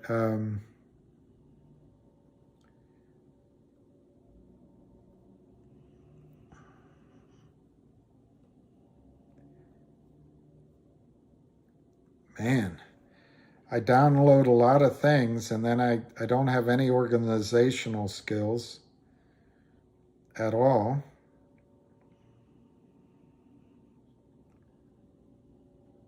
No organizational skills.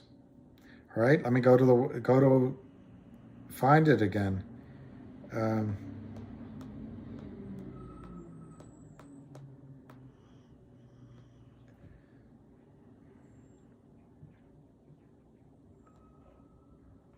This is the head of FINRA, Robert W. Cook.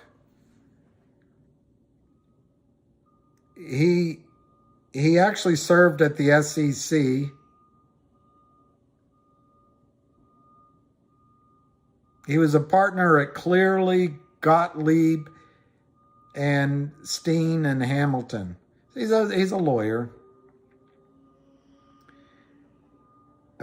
You've got this guy, Brad Ahern's, Advanced Analytics, Marcia Asquith, she's for External Relations, Robert Colby, Chief Legal Officer, Maureen Delaney, Chief Hearing Officer, Todd DeJohnson, Chief Financial Officer. Then you've got Denise Dombey. She's a Chief Audit Executive. She does the internal audit. Doesn't really relate to our situation here. Then you have Sarah Gill. She's the vice president. Sarah Gill. Doesn't quite, now you get into it. Market regulation. Stephanie Dumont.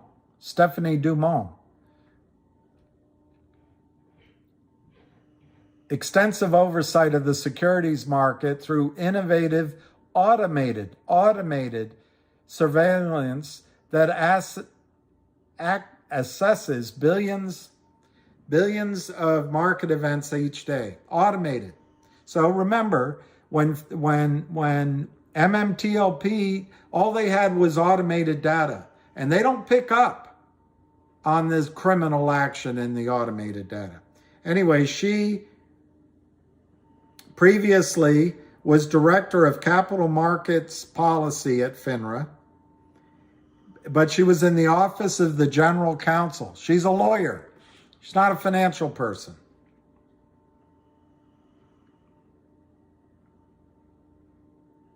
She was director of compliance for a broker-dealer compliance consulting firm. She was a consultant. She got her BS in finance at UVA and her JD, her law degree, from UVA. And she went and got an additional educational diploma from Georgetown University Law Center in securities regulation. She's a lawyer. She has no clue what these criminals are doing. Then you have Jean DeMaio, options regulation. We're not talking about options here. Alex Ellenberg, regulatory risk counsel, lawyer. John Cropper, executive vice president, quality of markets. I'm going to skip, what is quality of markets? Then you have Holly Loken, senior vice president, market regulation.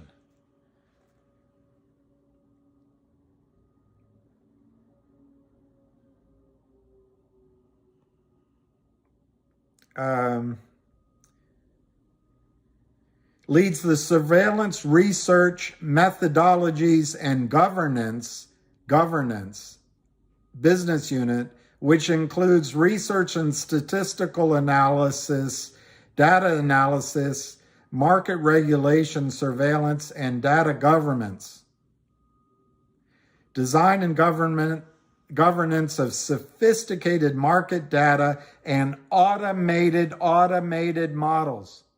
She doesn't know what the shorts are doing. No clue. Then there's a guy named Ola Person. He's young. He's transparency services. I don't know what that is. And then there's enforcement. Jessica Hopper, executive vice president of enforcement, responsible for FINRA's disciplinary actions. What she did last year, the big announcement she had, she caught 2 young men cheating on the entrance exam. She's proud of herself. Head of enforcement, disciplinary actions across the country. She was senior vice president and deputy head of enforcement for 4 years in FINRA. She directed FINRA's DC office for, it looks like, about 12 or 13 years. Prior to that, she was part of Legg Mason Wood Walker's legal and compliance team. She holds a JD from the University of Toledo College of Law. She's a lawyer. Doesn't get what the finance people are doing. And then you've got a couple, this Karina Verghese, vice president, staff for employment of enforcement. She's there to support the executive vice president.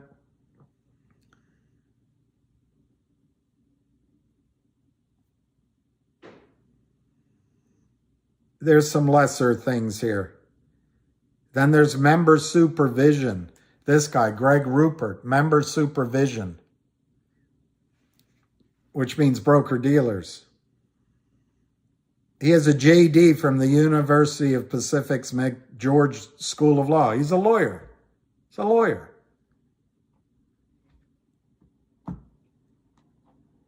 You have some younger people here.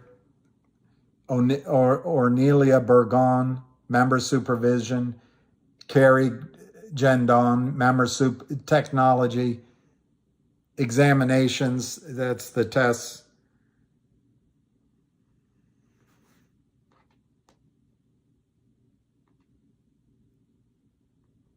Well, anyway, there's some more there's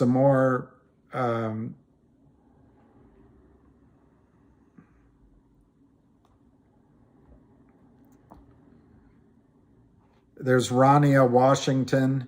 She does the human resources. But these guys, these are all lawyers. They don't understand how they're being conned. So when you talk about MMTLP, on December 12th, that was the last day to buy. The SEC took a long time to approve. Then it went to FINRA. FINRA had a week or so. They waited to the last minute. There was an X date, a record date of the 12th. The next day, FINRA stops trading, or I think it was the next day. It was the Friday. Thursday was the record date. But FINRA approved it on Thursday, or at least they notified brokerage firms on Thursday, broker-dealers. The people at the broker-dealers don't know what was going on with these criminals. So you expect magically somehow this brain power, I've just shown you, they're all young, they're all lawyers, they're all focused on their CVs. And the oversight is automatic, data-driven computer oversight. There's not a single one of them that was aware of MMTLP. Everything was rote, automatic. So then comes the approval they gave, either Wednesday afternoon or Thursday afternoon. The record date was Thursday the 12th, or was it the 8th? That's what's confusing me. It was the 8th because it was the last trading day was the 12th. Anyway, it was the Thursday. So then on Friday, FINRA stops trading. What could have happened? What could have happened? Member dealers could have called in and said, you just gave approval? We're looking at our books. 160, each of these didn't know it, but we now know that 165 million shares went to the transfer agent for direct registration. So odds are, in most of the brokerage firms, all that they have stuffed in those accounts are counterfeit shares.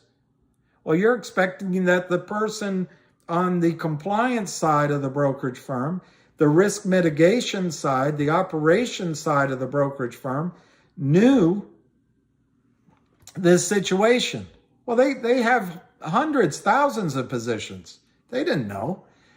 The approval for the allowance of the failure to delivers is on the revenue side, the regional manager side, the I don't know what you would call it, the sales side. And the sales side, they get a letter from some criminal lawyer that says that, oh yeah, the Lynn Partners is going to get delivery. So they cover their ass with that. And then they get assurances from the other side of the trade says, oh yeah, we'll deliver.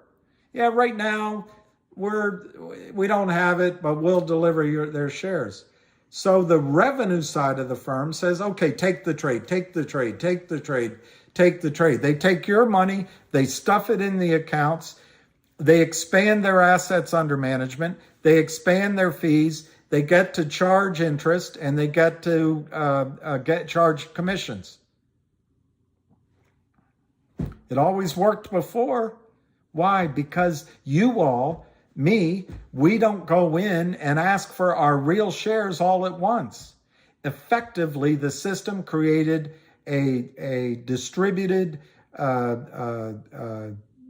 security system where there's maybe 5 or 10% real shares in the system and the rest is all fake. Well, MMTLP MMAT, by distributing their shares, converting their shares of MMTLP into a private company, caught out the system. All of a sudden, the system has to deliver real shares. Well, on the Thursday or the Wednesday that FINRA finally approved it, and then all of us, I bought some, for the final record date on the Thursday, they're getting phone calls from all these brokerage firms. We can't settle this trade. We don't have enough. You got to give us more guidance. And now you're talking to the risk mitigation side of the brokerage firm, compliance officers. They're not going to make the decision unless they have a black and white policy or some sort of memo from FINRA. How are we supposed to do this? If we buy in these trades, we're going to create legal liability and might get fired. If we don't buy them in, we might get fired and create legal liability. FINRA, you didn't give us enough. Tell us what we're supposed to do. And the clock's going. Dun, dun, dun, dun, dun, dun, dun. Dun, dun, dun, dun, dun. Dun, dun, dun, dun, dun, dun, dun. So FINRA says these mostly, all of them are lawyers. These lawyers go, oh my God, we better stop trading. We see lawsuits. There's not a single one on FINRA, not a single one of them. That's a financial type. So they stop trading on Friday because they're lawyers. They think like lawyers. Well, let's study it. Well, they stopped trading. Now the whole system, everyone's going, oh my God, we got to do lawsuits. Well, the next Wednesday, MMAT distributed the MMTLP to DTCC and therefore the transfer agent. MMAT did what they're supposed to do. You didn't break any rules. Nextbridge didn't break any rules. FINRA, a bunch of lawyers that have their head up their ass, don't know what they're doing, stopped trading. And it's out of the hands of the SEC. Now, Jessica Hopper caught 2 people cheating on the entry exam. But she's going to say, well, you know what? These short sellers, they're not member brokers. We don't regulate them. The system is designed to screw you. So now the holidays come. And we're all saying, hey, FINRA, create 1 billion shares out of thin air for us. We all want to commit fraud with the criminals. It's not possible. FINRA's not going to do it. The broker-dealers, you're talking 12-year-old kids that just got out of college. They don't understand what's going on. They never heard of a naked short sale. Everyone you talk to on the phone when you call in has no idea, unless they're old like me. So you've got the holidays, you've got the New Year's week, and now we're in the second week of January. And we want a lawsuit. Give it to us now. We want our 1 billion shares. We want it now. Come on. It's not reasonable. It's not reasonable. I think it's plausible that the system is doing the best they can to figure this out. And it's a massive problem. It's a massive problem. Obviously, the most intelligent thing would be to turn the machines back on and let the buying and selling frenzy settle it all. But there's lawyers involved now. And there's, how do you do that equitably now? But there's a lot of broker-dealers that are going to say, I want to settle this. And they're going to put pressure on FINRA to settle this now. We don't want to get in a big lawsuit. So FINRA's under pressure to either organize a settlement, which I don't think they have the skill to do, or open the trading back on. But NextBridge owns these leases. An oil company needs capital, but they only have allocated another 333 shares that they can issue. Well, there's 1 billion apparently out there that are fraudulent. So I don't know the terms of their articles of organization. They may have to expand the number of authorized shares. And they may not be able to get approval for that. But NextBridge runs the risk of not being able to raise capital while lawsuits go on. Broker-dealers run the risk while lawsuits go on that NextBridge is able to prove up the value of the private company, and it's not just pennies a share, it's hundreds and hundreds of dollars per share. That's the risk the broker-dealers run. And they run the risk of publicity. The shorts and the criminals, the market makers, the prime broker, they run the risk that the system, this criminal system they have going, gets exposed. The media runs the risk that the media gets exposed. FINRA and SEC, I don't see any risk they have. None. But they're bit players. They're just bit players. FINRA followed an obscure rule, but it is a rule that if they see a problem of settlement, they can halt trading. No, they didn't break anything. SEC approved it. What was SEC's rule?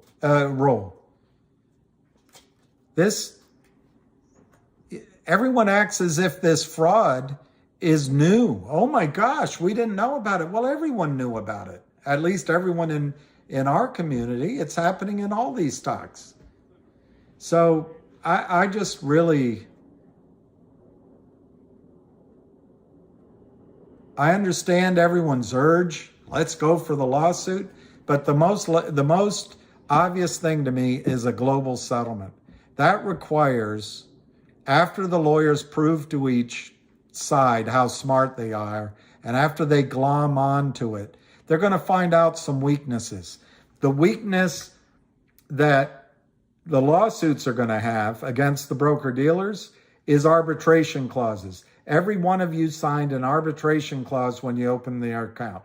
That's going to be the weakness, and lawyers are going, oh, gee whiz, we can't get money from the deep pockets. They signed an arbitration clause.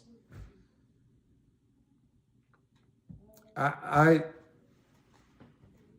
think it would be better for everybody to get a settlement organized by businessmen and businesswomen.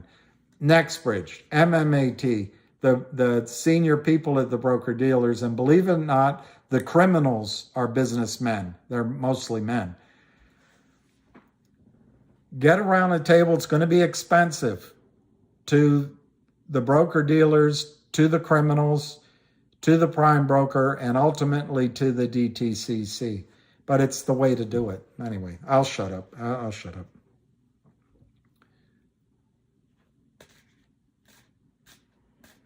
Yes, ironic. My battery's going to run out, but I'll show you.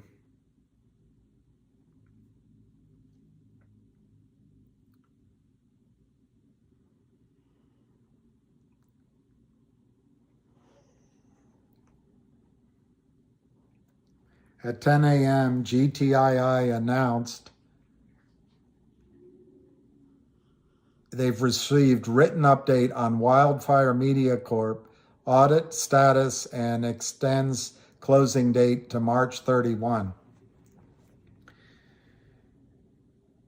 GTI announced today that it has received a letter update from the auditor based in Michigan, advising the company that the auditor is on track to complete the audit of Wildfire Media's 2020 and 2021 year-end financials and issue a written report before the end of January.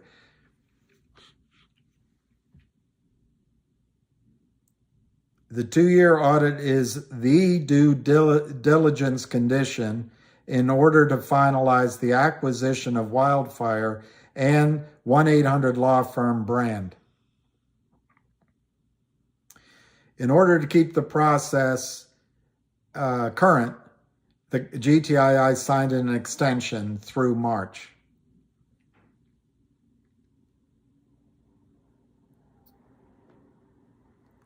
Today is Friday the 13th. The end of January is Tuesday the 31st. Monday is a holiday. So excluding today, we're talking 1, 2, 3, 4, 5, 6, 7, 8, 9, 10, 11 business days before the audit is released.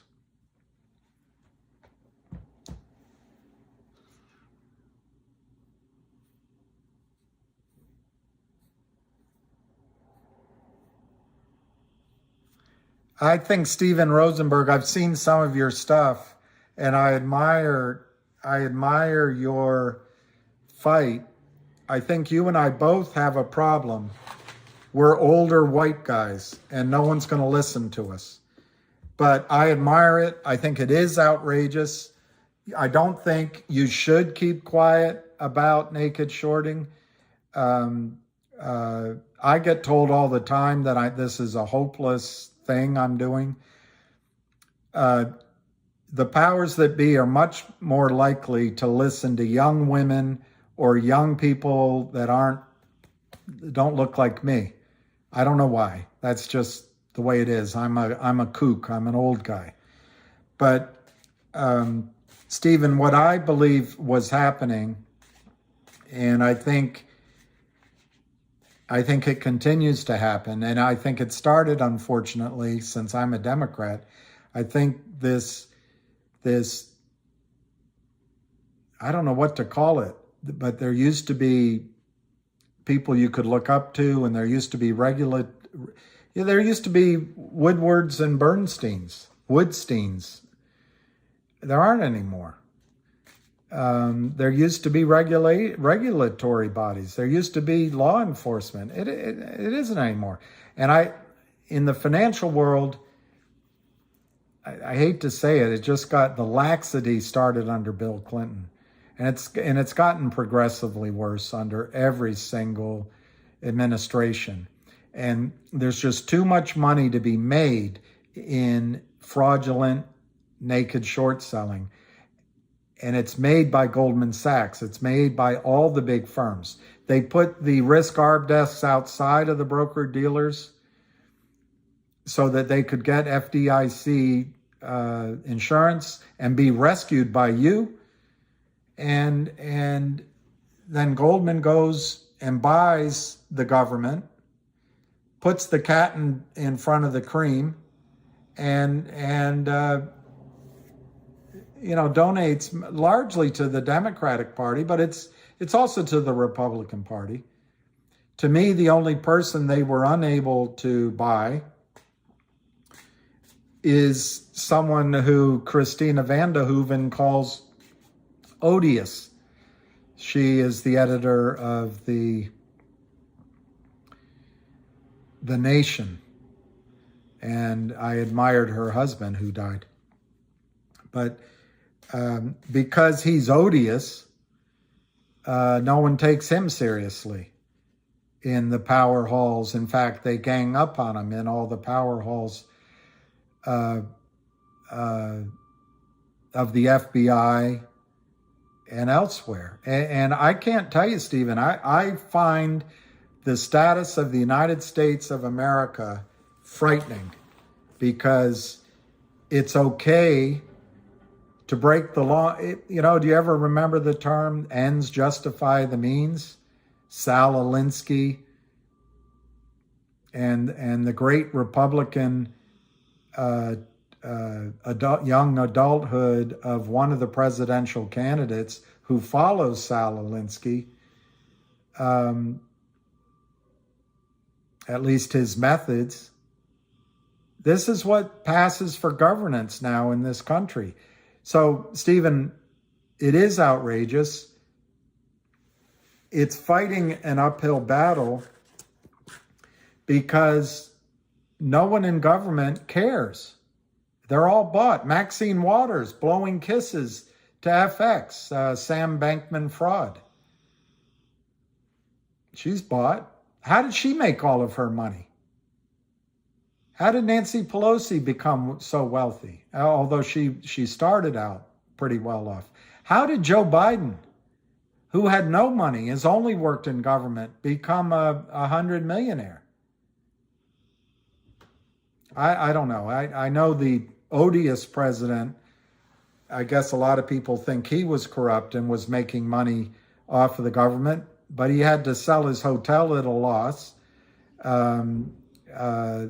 didn't take a government salary. I don't know. I think it's questionable that he made money off the government. And believe it or not, the president that I consider one of the worst, Ronald Reagan, I don't think he made money off of his presidency. George H.W. Bush did off of a venture capital firm investment, and he made sure that his younger son got a contract with the Texas Rangers that made $26 million for George W. Bush, made him a millionaire. But I don't think Reagan did anything that was fishy. Maybe I just don't know about it. Jimmy Carter didn't. But no one likes Jimmy Carter. The people we like got rich off of government. The Clintons came out of government broke, and all of a sudden they're worth $500 million.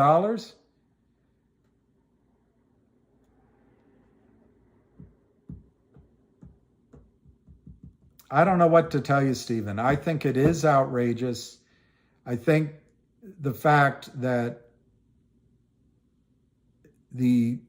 if you look at it from the small company like CRTD, Finger, all these American companies, they used to have a vibrant over-the-counter market that they could raise money. They could go to friends and family, have an angel round, and then go public. There were brokerage firms that would give them research. There were institutions that would invest in them, and there were brokers who would recommend the shares of their company. Now, they have no access to any of that. So what happens, Stephen, is a company like the Lynn Partners or criminals like Kurt Kramer, I just read it to you. Frommer canceled his financing last year because in the span of a month, 74 million shares were sold before the financing was even accepted. 74 million shares were sold criminally that didn't exist. How does he know? Because there were only 74 sold, 17 in the float, and he could account for half of them. Well, what was the Lynn Partners doing? They were selling his own shares, giving him his own money because he couldn't raise money in the over-the-counter market. But the Lynn Partners criminally could sell those shares that didn't exist without delivery, then give that money to him through a toxic convertible note. Who makes money? The Lynn Partners do, but Goldman Sachs does, and I'm just limiting it to Goldman Sachs, there's more. Goldman Sachs does lending the money, the shares out. Goldman Sachs makes money charging for their prime broker. Goldman Sachs makes money on the margin interest every month and the commission. Where else does Goldman make money? Goldman effectively has eliminated the entire competitive source of funding from the over-the-counter market. Everybody's out. So there's just a handful of broker-dealers like Goldman, Morgan, Wells Fargo, maybe Merrill. They get to choose who, like a Facebook. You don't think there were competitors for the Facebook or an Amazon? They get to choose which companies they're going to back with their investment banking, venture capital, seed capital, and then they walk it all the way up to the value creation, and then they stuff it in an offering on America's retirement plans, because everybody puts their money in managed accounts. So Wall Street has created this massive wealth creation for them, by eliminating the OTC markets as a source of raising capital. That's why they told you, Stephen, to keep your mouth shut, because they were setting up a massive washing machine of fraud so they could get rich. That's why they didn't want you to talk about it. It's why they don't want anyone talking about the what's happening on the NFL and to young soccer players around the world. I'm not going to go further than that, because there's money to be made by Pfizer. It's all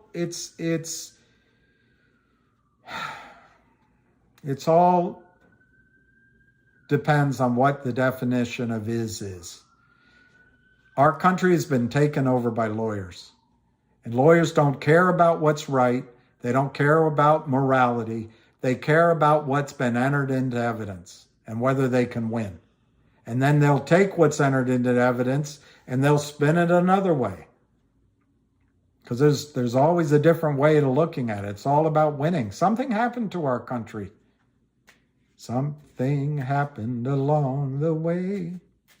I don't know, Stephen. It makes me sick to my stomach. Sick to my stomach. So what do I personally think? I'm 100% support you, Stephen Rosenberg, and I 100% support that you have kept fighting. But there's a Don Quixote aspect to it. Same with me.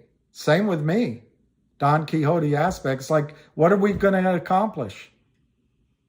As long as there's no Elliot Nesses, the system is corrupt because everyone's getting paid off. How did Chelsea Clinton get to go to the best schools and become herself worth $100 million? Because you don't talk up against the system. And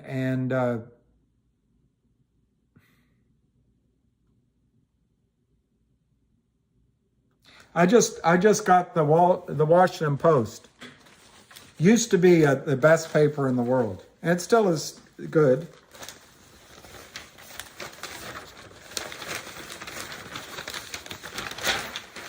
Look at this story. Written by Sally Jenkins, who used to be a respected reporter. NFL's breathtaking violence, a whale of a hit on every play. Well, she's trying to cover up for, I can't say it, but this guy that went down,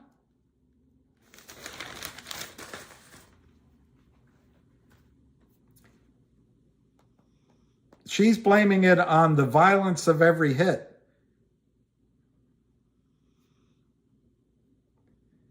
I guess, Stephen, what I'm saying is the whole damn system is corrupt. I'm personally am sick of it. I think I can quote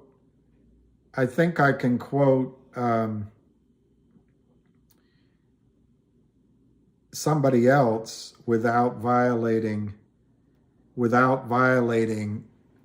I think as long as it's something I'm quoting, it's okay.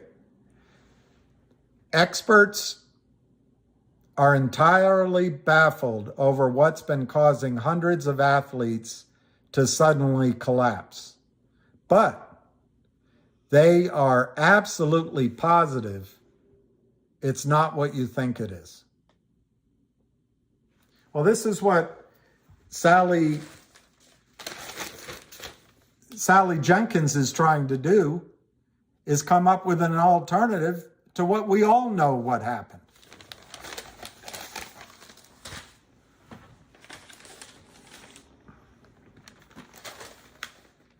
Look at this. At trial, Proud Boys cast as January 6th riot leaders.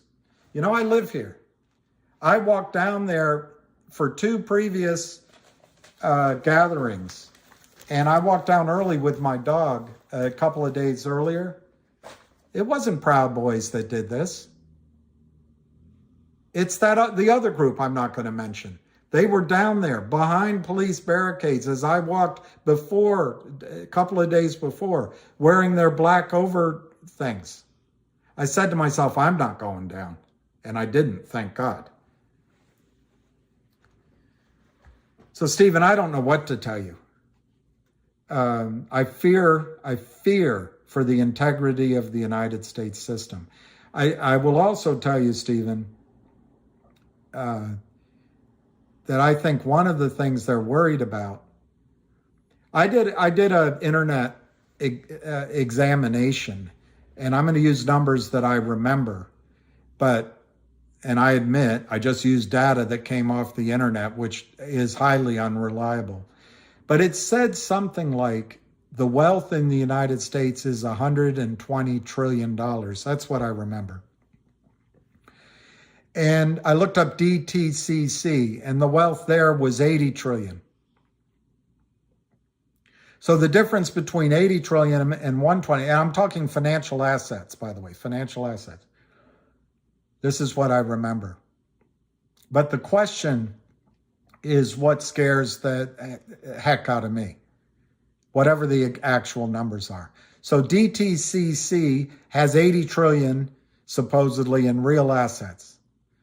Our financial accounts show 120 trillion. Even an idiot like me can figure out there's a gap of 40 trillion. What if all that 40 trillion is just fraudulent shares? It's your cash, but all the shares are fake. Do we have the world's strongest financial system in that case? Can we withstand a bank run? Can we support a war? Are we able to continue to be the world's strongest economy? So, Stephen, I think the reason they told you to keep quiet is because the fraud is on such a massive scale that they can't afford us to see it. And I guess that's partly why I'd like to see these stocks squeeze. I'd like to see these stocks squeeze so you guys can get independent, maybe not rich. But, you know, once it's in the news and law firms, all that, they're gonna see the magnitude of it and maybe tamp it all down.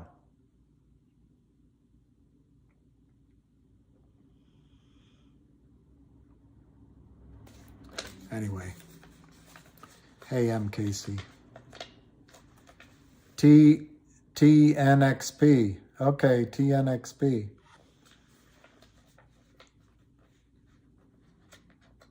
Yeah, I agree with you, Trisha.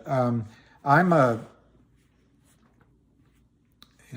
can't bring myself to be a Republican, but I know when I mention these things, I can upset people because I live here. So I have to always keep my mouth shut. But hiding it, blocking it out, that is not going to make our country stronger. It's not going to make our financial system better. Putting our head in the sand isn't going to do it. So,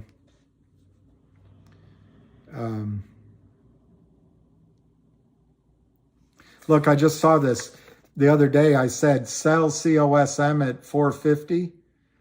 You could buy one Logic at 50. Well, Logic's down, but so is COSM. You could buy one CRTD at 75 cents. It's up 10 cents.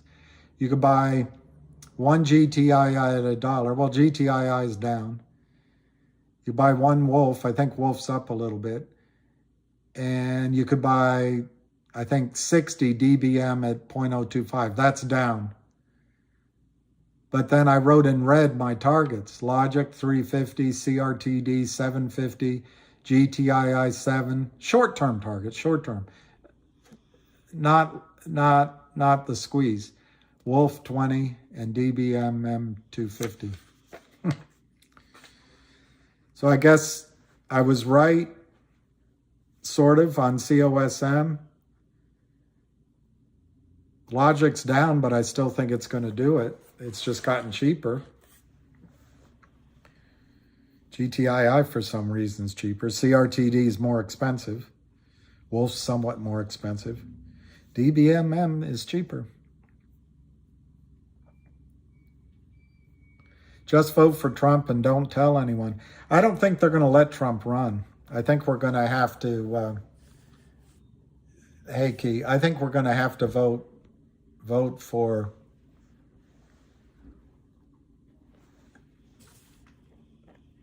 Stephen. I really got a good laugh over Bernie's statement to me several times that if he had known how dumb and corrupt SEC and FBI were, he would never have told, Bernie Madoff, he never would have told his sons to turn him into the Fed. That is pretty good. Well, yeah, DeSantis, I don't quite trust DeSantis to not be part of the uni. Sid Vicious, I think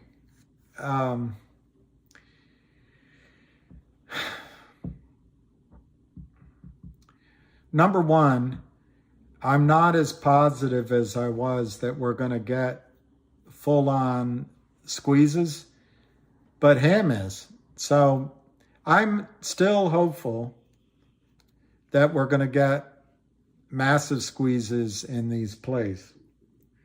But the system can't afford squeezes in every stock. If you go to OTCshortreport.com and just put in any over-the-counter stock, any, without exception, the last 30 days, they've been shorted to oblivion. So the system can't absorb too many. But I'm hopeful because we've been working GTII for 2 years. 2 years. CRTD shorter, but it's the same investors, and Jeremy is a guy that understands the backstreet, and he got FUCKED'd by the flimsy Philip Vellier at the Lynn Partners. So I'm actually really hopeful that we're going to get that squeeze. But to answer your question, Sid Vicious, I think the number one thing all of us have to do is behave as if we are a central bank. And you have to get out of the debt-based system. Debt-based system. So let me go in order of priority I would have. One is, what about your house and your mortgage? Do you?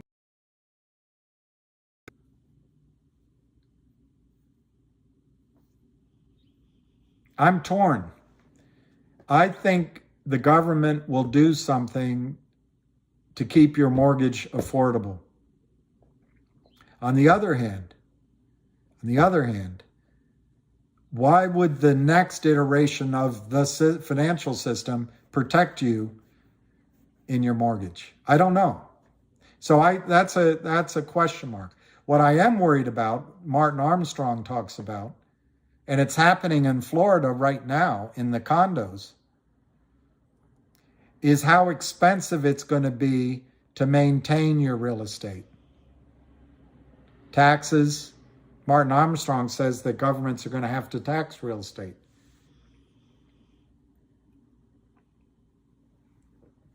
If you have a shitty mortgage contract, get out of it, even if it means selling your house. If you have a fixed rate, I would hang on to it. So I guess that's my answer on the mortgage. If you make enough money off of this, do you pay off your mortgage or not? And I guess the safest thing I would think is you do pay it off. Secondly, where do you live? Well, if you like where you are, stay there. And if you know your neighbors, stay there. But get to know your neighbors. Get to know all your neighbors. Create a community so you can all rely on each other. If you're not sure where to live, you don't really like, I think you got to live near water for transportation and near trains for transportation in the years ahead. And I think you need to, you either need, Jim Rogers says in the future, and I've quoted this a few times, in the future, stockbrokers will drive taxis and farmers will drive Maseratis. If you can buy land that produces something, you'll always have that food product to barter for the other thing you can do, and most of you already have this. The value of a gender studies diploma or an art history diploma or a lawyer's diploma is going to plummet in the future. To be an electrician, a carpenter, a farmer, engineer, these kind of things are going to have value. So I would try to bone up on skills. And then in terms of where to put money that you make, you got to get out of the debt-based system. I debate, do you put some in the big banks? I would say no. Do you put some in credit unions? I say yes. However, have you watched what's going on with the automobile market? You got to be careful. So maybe the answer is to spread money, one big bank, one regional bank, a couple of credit unions. But I wouldn't have more than 50 grand in any bank.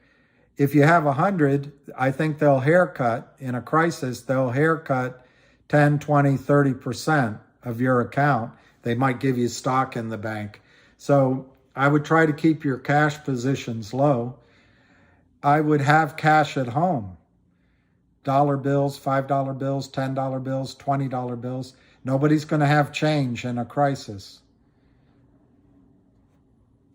I would probably, although at some point you won't be able to buy them anymore, I would probably have junk silver at home. Don't open the bag unless it gets to a crisis situation.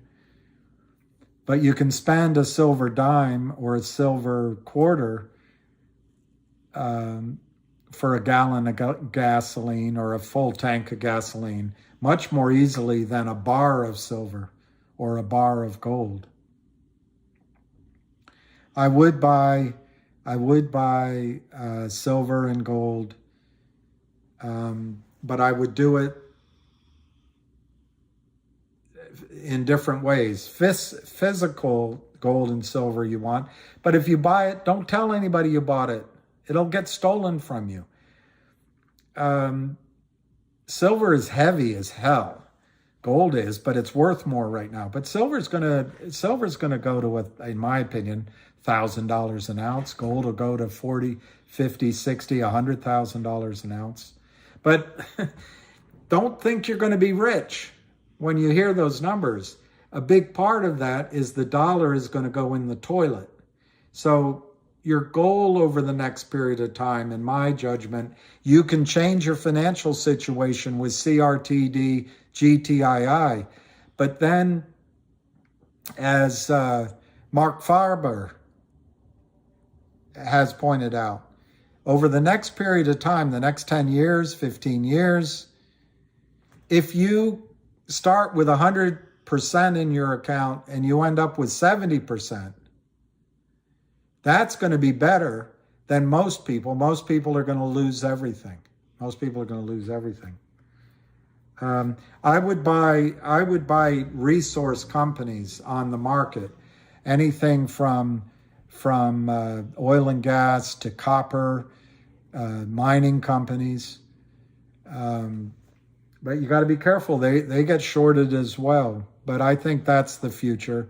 And then I would invest in emerging growth countries, some you're not allowed to, but where the populations are younger. And that's why I like GoLogic, and I like Logic, and I like Finger as a starting point. But there's others. There's others. India, Southeast Asia, Africa. The Middle East will always be rich, relatively. I would invest in, I don't know about real estate, because is real estate a house now, or is it a bond? I don't know. The prices are so out of whack, so out of whack. But as Jimmy Rogers says, invest in things you know, you understand, because you'll automatically know where the value is. And then if things go wrong, as he puts it, you'll know what to do. So anyway, I guess that's my long-winded answer to that. I think silver is the biggest play, Tricia. It's very depressing. It's very depressing. But before you get depressed, permanent vacation, you have to realize, and just permanent vacation, you all do it anyway. But every morning as you're walking your dog, or you're walking, you open your umbrella, you walk to the drugstore, or you go out to dinner with your friends. Those are the real things that are wealth creating. Be thankful. The sound of birds, the blue sky, the flowers, the ability to go into a doctor's office. Just be thankful for all of those things. I guess that's really my message. You're going to have to change how you see wealth. Wealth isn't going to be dollars in your account. Wealth is going to be that you like where you live, you have a stable environment around you, and friends, family, animals, and you're doing. I once said this to a girlfriend of mine. I guess we were breaking up or something, and I've since heard it from somebody else. So maybe it wasn't but I made it up when I said it, but maybe, I don't know. But each of us needs something to do. So do something you enjoy, someone to love, and something to look forward to. And if you have those three things, you'll be happy. It won't be depressing. But permanent vacation, would you rather just... The future is not going to be your father's Oldsmobile. It's just not going to be your father's Oldsmobile. It's going to be different. But this is a bountiful world. And there's enormous wealth. And there's going to be tremendous changes that are good. So I don't mean it to be all depressing, but I do mean it that just putting your money in a mutual fund that owns basically 7 stocks and buying a house isn't necessarily going to be your way to financial independence over the next 5, 10, 15, 20 years.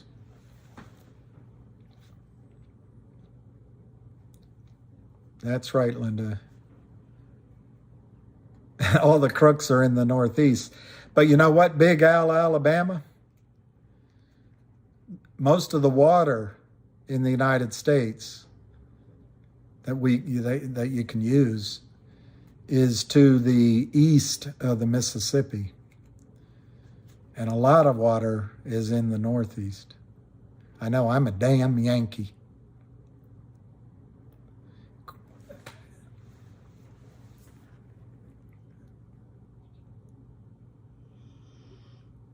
That George, it's tough to own a business. Pay yours and lease the property. ARCA is Ken Griffin. David Lee, what's going on with GTII? Nothing the board said would happen is happening. I don't know.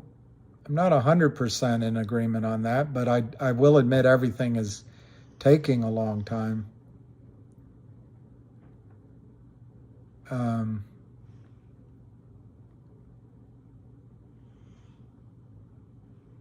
Well, that's the interesting thing. Precious metals and, believe it or not, the oil market, they're all manipulated. See, the Kramers and the of the world, they're just imitating the big boys. The big boys do it in size with every asset class. But Wes is right, it'll change out. David, in terms of GTII board, they announced that they were going to merge with CRTD. In fact, they just announced that they're going to buy CRTD. That was announced, 3-4 days ago. And it's a binding letter of intent, and they have a 30-day standstill agreement with CRTD. I don't know how they can move more quickly than that. In terms of the acquisition of the 1-800 law firm, first it took forever for the lawyers to go through all the documents. Well, I don't know if you've ever hired a lawyer. It's fairly typical. Then they announced that there'd be an audit. They sealed the deal, subject to an audit, third-party audit of the law firm, of Wildfire Media. They said they expected to get that done by the end of the year. They updated us. The board of GTII updated us at least twice, if not 3 times, in their press releases saying it was on time. Well, today they just announced they received a letter and they expanded the amount of time they have in the acquisition agreement to March 31st. They just announced they heard from the auditing firm, from Wildfire, that the audit firm will be finished now by the end of January.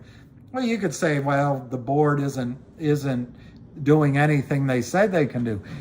The audit firm is a third-party audit firm. The end of January is 2 weeks away. Well, gotta wait, unfortunately. The board announced that they would acquire Classroom Salon. They did that. The board announced a couple of other acquisitions, which they did. The board announced that they were going to distribute a Picasso as an NFT. They did it, but it was blocked either by FINRA or SEC. I forget which one. So they announced they would distribute a warrant as a dividend, and the only way you could get the warrant was through Liberty Transfer. They did it, and it was working. It was working. Fidelity was paying up to $1,000 for shares of GTII. Wells Fargo took away the buy ticket. Brokerage firms were not allowing people to exercise their warrants because they couldn't find real shares.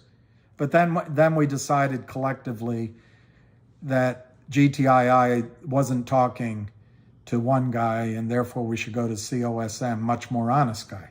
Okay, that's life. That's how it goes. But they did do the warrant, and it was working, and the warrant's still out there. They raised $3 million. They could have raised more.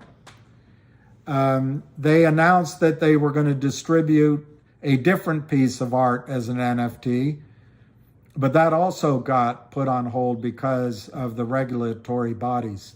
They announced that they were going to dual list on Upstream and it would be expedited. Well, in fact, they then announced that they have filed the application process. Upstream is regulated by Merge, M-E-R-J, the Merge Exchange. And it was said that it could take 60 days soonest.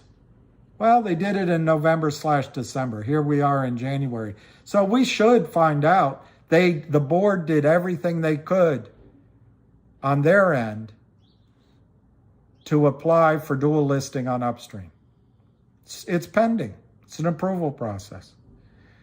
The board announced they were going to do a district. Well, they haven't really announced it. It's more of an idea that's been circulated that they're going to distribute a digital coupon on Upstream for discounted hours at the law firm.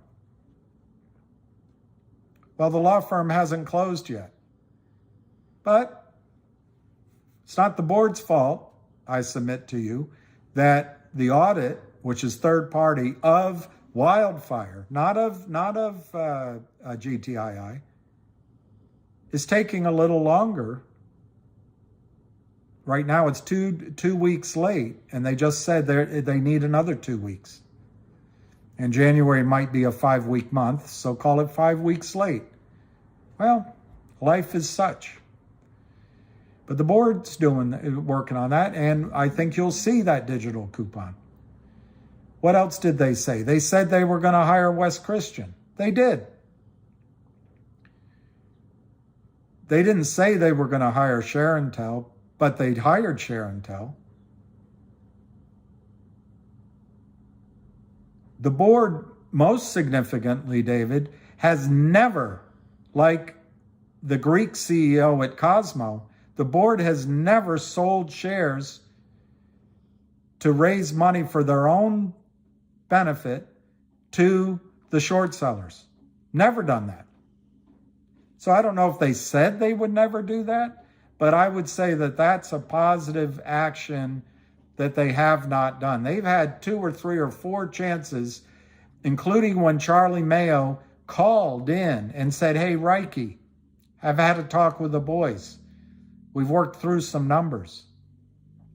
Because short sellers sell the stock to oblivion, and then they're sitting on a big pile of cash that they sold at higher prices, and then they want to buy stock from you, the company, at a massive discount because you're in trouble. You go, "Oh, wow, it's a lot of money," and they walk away with a profit. Illegal. So the board didn't do that. I don't know if that you give them credit for that. The only other thing pending I can think of is the Trento mine deal.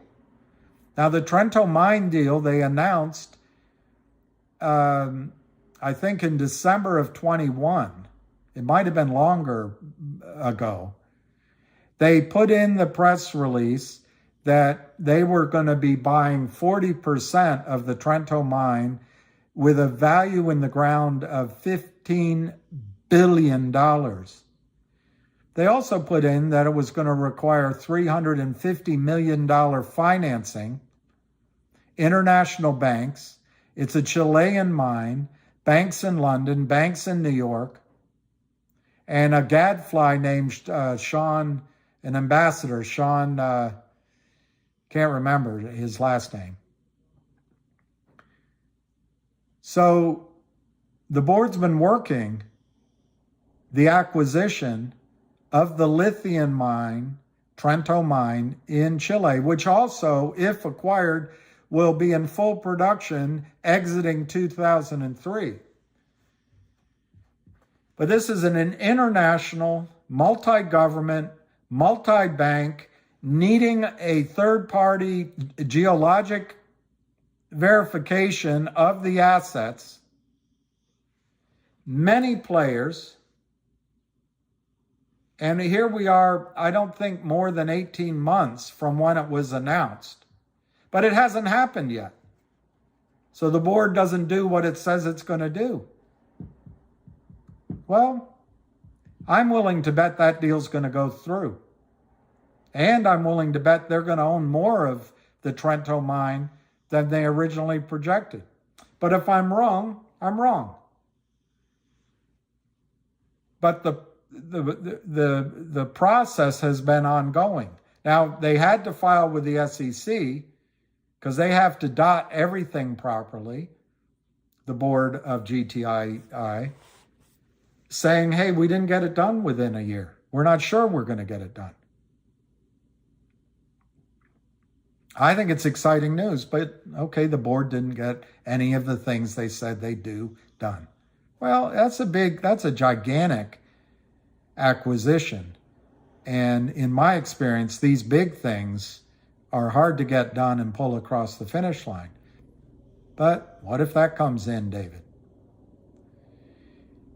The final thing that I think's pending that the board has implied is that Jeremy Frommer is going to take over and run GTII. Well, Jeremy just extended from CRTD the shareholder meeting from this Monday to next week.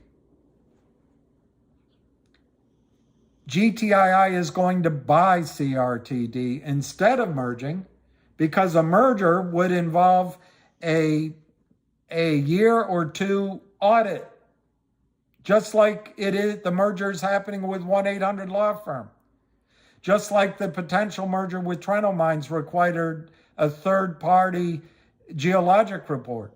Well, how do you get around that delay, David? You buy the company. I liked it. This is my Remington shaver. I liked it so much I bought the company. What does GTI do? The board of GTII do? We'll buy the company. So they put out a binding letter of intent to pay $100 million for CRTD. Binding. In the form of GTII shares, but they didn't name the ratio. So if GTII goes down, it's more shares of GTII, but it's $100 million. Well, then, as Jeremy Frommer has said in his tweets, David, the delivery of CRTD shares are going to be physical. It's not going to be allowed that they can deliver IOUs at the brokerage firms. The plan is to create, although this sounds like COSM, the difference is delivering physical. They're going to create a new CUSIP, list on New York, and as Jeremy says, the shorts are going down. Now, then what happens with GTII? Jeremy's in charge of GTII, but they're creating a new New York Stock Exchange listed. Remember his skills in the back office, David. He's going to create a requirement that delivery of GTI has to be physical shares.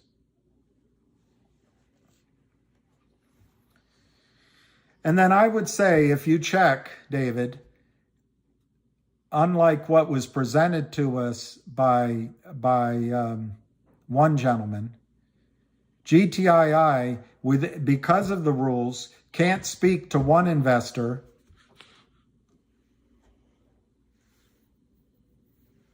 They have to release information to everybody. And if you pull up on your screen news, you have to go to their website, or you have to go to, I think it's MarketWatch, but you have to go to one of the sites that go to their website. They'll put up all the news. GTII has released, in my memory, at least 2, probably more news releases updating shareholders. The board has kept shareholders updated 2, 3, 4 times a month for 2 years, David. They've also filed on time their finances, their SEC filings. They've done everything correctly on that in that time, David. They completed the Brooklyn eye care that they said they do. There was a gold deal out of Dubai they completed that they said they do. They did the medical, can't right now remember it, this mobile medical thing. They did that. So David, I don't see the GTII board has promised to do something and has not followed through on each and every one of those promises. They may have been blocked by FINRA or SEC. They may, they put the most excellent trap in distributing a warrant as a dividend that was working. but it wasn't working quickly enough for one gentleman and for many of us, I guess. So we have to build up the pressure again. But I don't want to, I mean, I agree with so much of what you present that I don't want to disagree with you. But I have to say that I cannot find, for me, grounds in the statement that the GTII board has never done anything it's ever said it was going to do. I just don't find that statement to be true.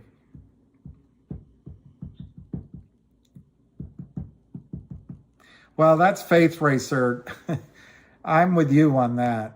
I wanted to jump on the latest BBBY and have everything in GTII and CRTD. I know that feeling 100%. So one choice is to get out and move over to BBBY, because you're just trying to make money. You don't have to make money in GTII or CRTD. You can make it in BBBY. But I really think that it's unfair to blame the company for a trap that almost caught the shorts in a squeeze, in my judgment. Of course, I could be wrong. I could be completely wrong.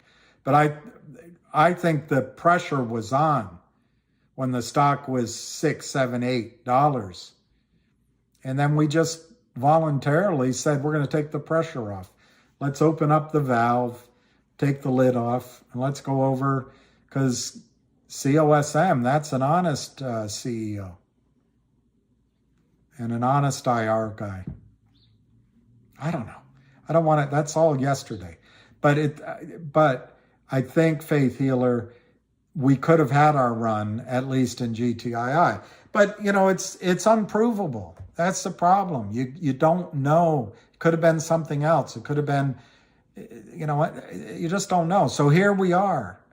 And I don't know how high BB and Y is going to go.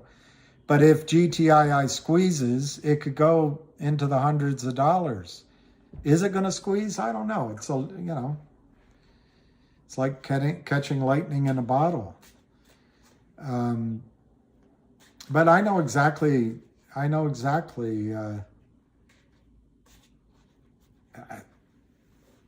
have that same frustration, Faith Healer. But remember, you're trying to make money. You don't have to win in every single stock that's out there. You might miss some. You can hop from 1 to 2 to 3 and hope you're right. But it frustrates me too, and it's why I've shown frustration.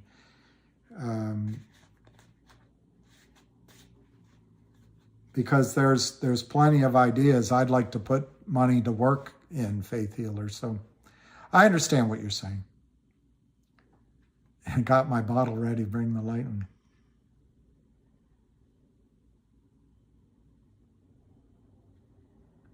Lion of all trades. The thing is, we can mention dates and everything of that matter, but when it comes chart analysis, we can know when and where to get in and out. Well, maybe, Lion. I agree with you if you're trading. But let's use GTII. ARCA said it was going to go to 18. Now ARCA is saying it has very limited upside. So I would just suggest to you that the trading points, at least in ARCA's charts, are extraordinarily short term. A short squeeze, a buy-in of 300 million shares of GTII by the compliance desk is just going to blow away any charts. Yeah, MMTLP screwed up. I can't repeat that word, but it screwed up me too. I have MMTLP. Showing in my account is 0.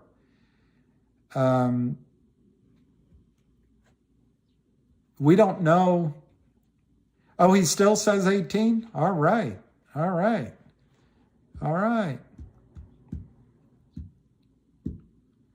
64 billion shares outstanding for Ape? Oh my gosh.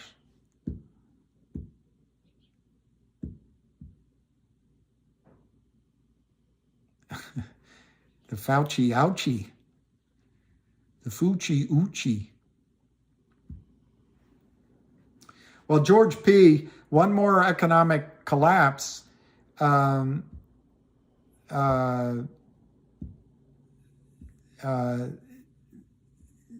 up a point. Money is tight, and these prime brokerage and big financial firms are under stress. So it's not going to be as easy for the Lynn partners to carry these big short positions.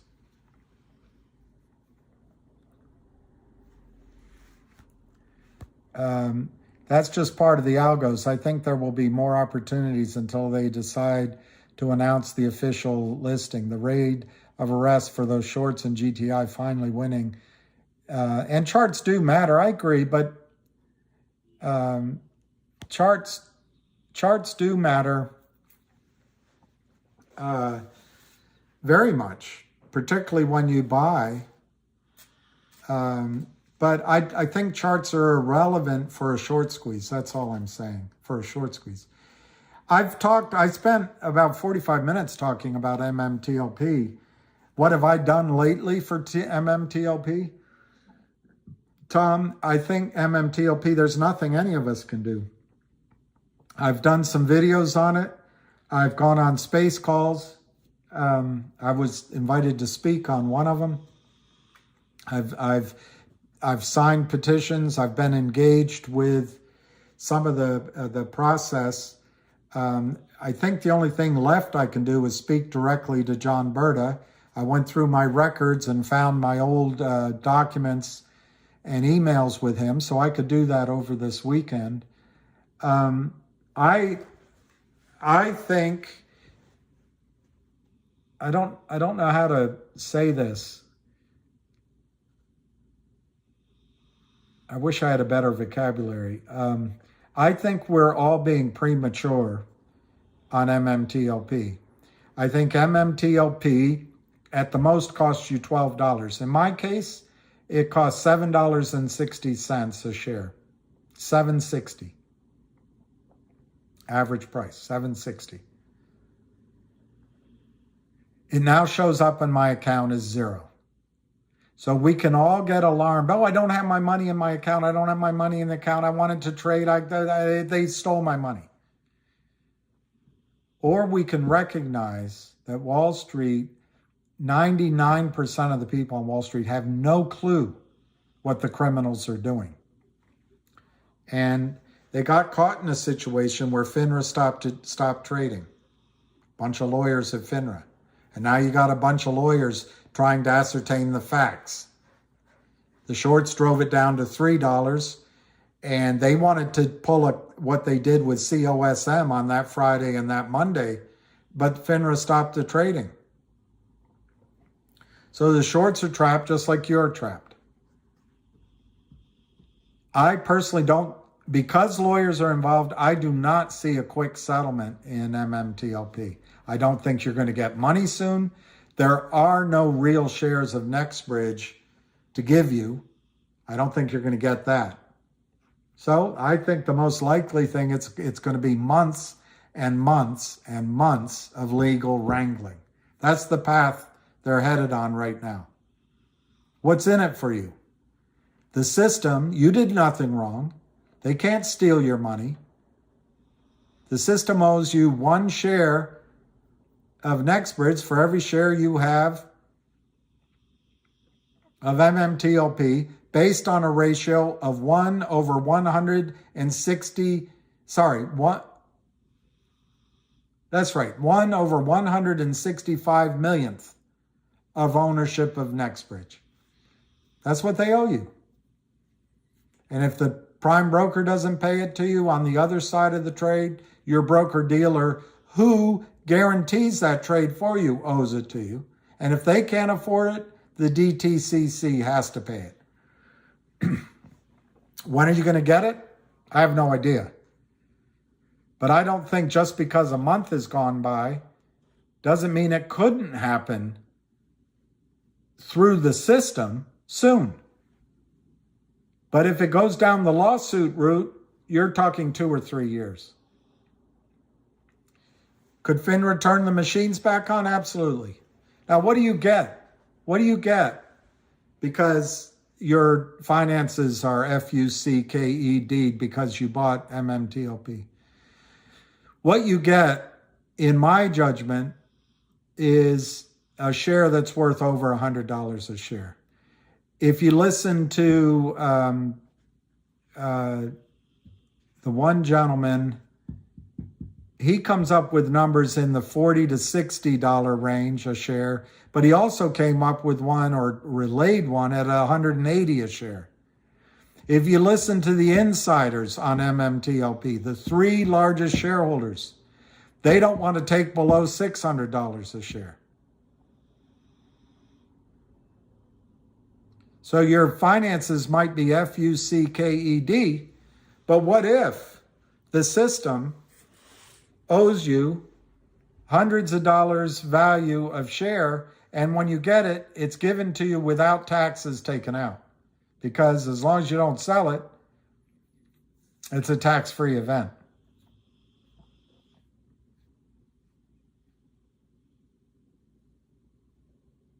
I just don't see what you can do, Tom, to change the situation. Now, you say, it was somebody else that said their trading is FUCKED. Here's the thing you can do. You can pick up a journal, and they can't prove when you started it. Pick up a journal. Top of the page. December 12th. I wanted to buy BBNY at 50 cents, and at the end of the day, it traded at 125. Put it down. December 13th. I wanted to buy a GTII at 60 cents. It went to $1.20. Write it down. December 14th. I wanted to buy Apple. It went up five points. I wanted to buy Tesla at 99, and it went to 120. I wanted to buy, and just go each day for the last 30 days, trading days, 20 days. Keep a journal. And they're going to say, well, it looks like it's kind of weird. Every trade is a winner. Hey, I was on a hot streak. A lot of my trades didn't work during the year, but it was my time. Keep that journal. Then when there's a legal settlement, you can hand it in. And they owe you that. They have to prove to you that you weren't going to do that with your money. That's one thing you can do.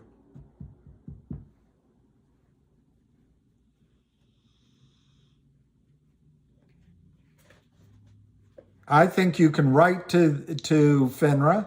I just gave you the names of these largely women, some, the lawyers. They're all lawyers.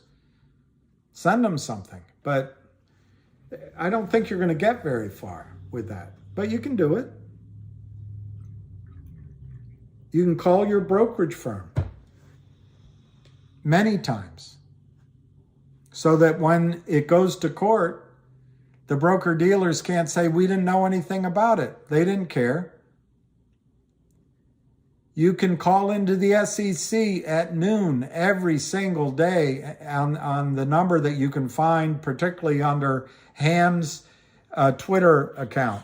And I did that for GTII over and over and over and over and over again. I haven't done it for MMTLP. I am not in the camp on MMTLP that enough time has gone by for all of us to get worked up that somehow we're being defrauded. It's only been a month. And as many of you have said, it's 1 billion shares. And most of the people in the system had no clue, Lou. And you're gonna find, in my judgment, hundreds of broker dealers are going to call FINRA and say, turn the machines back on. We don't want to be in a lawsuit. We're willing to take our losses in the error account to settle up and move on with our days. But I happen to be someone that is not alarmed yet about the situation in MMTLP. You did nothing wrong. You entered a contract and paid for it. Your broker-dealer owes you satisfaction on that contract. It's just how it is. And the shares of the private company, at least currently, at least until they drill several wells that don't work, if that ever happens, the shares of the private company are worth a shitload of money that you can get without taxes. So that's about all I have to say about Richard K. I have tens of thousands of shares. Richard K. Under $1. Wow, Richard K. You're my hero. No, Nextbridge did nothing wrong. You did nothing wrong. MMAT did nothing wrong. I'm not sure yet that FINRA did anything wrong because the SEC took so long. It only gave FINRA like a week. FINRA studied it, made their judgment, to my memory, on a Wednesday. Thursday was the last trading day to qualify for the distribution. But they might have made their decision on Thursday. But then broker-dealers, they're looking in their accounts. They're going, oh my gosh, what the heck is this? FINRA probably got a lot of pressure from broker-dealers. We need direction of what to do. This is too big for us. So on Friday, less than 48 hours later, FINRA stops trading. Did they do anything wrong? I'm not sure they did. They did it under a rule that says if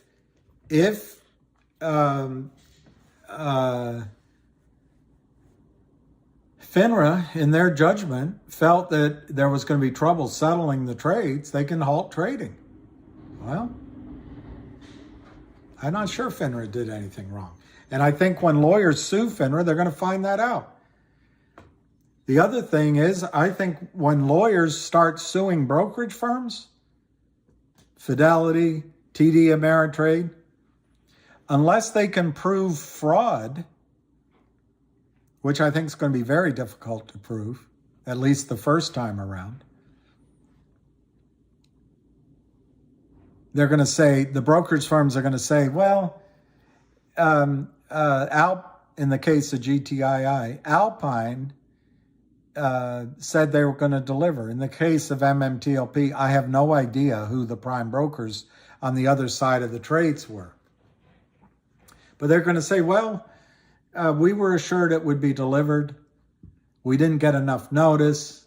Our systems didn't catch this. I don't think in court any lawyer is going to be able to prove fraud from any broker-dealer in MMTLP. That's just my opinion. But even worse, you all signed arbitration agreements. It's in your new account form. The brokers are going to look at that. The lawyers are going to look at that and they're going to go, shit, there's no money we can get. We have to go to arbitration. It's not going to be a worthwhile lawsuit, in my judgment. I'm not a lawyer, though. I'm not a lawyer.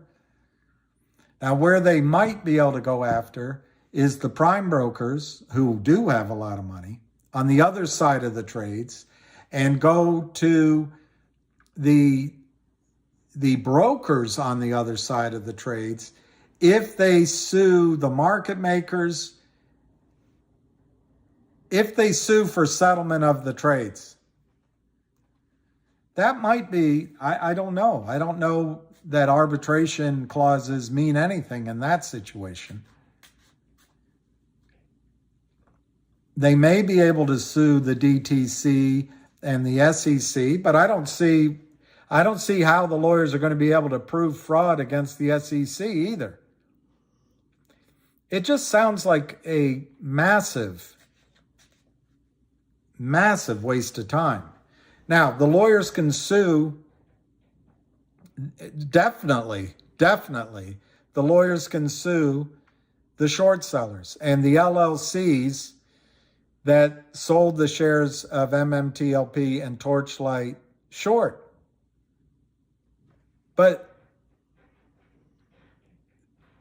those are just going to go bankrupt. Whoever the criminals are going to walk away from those accounts.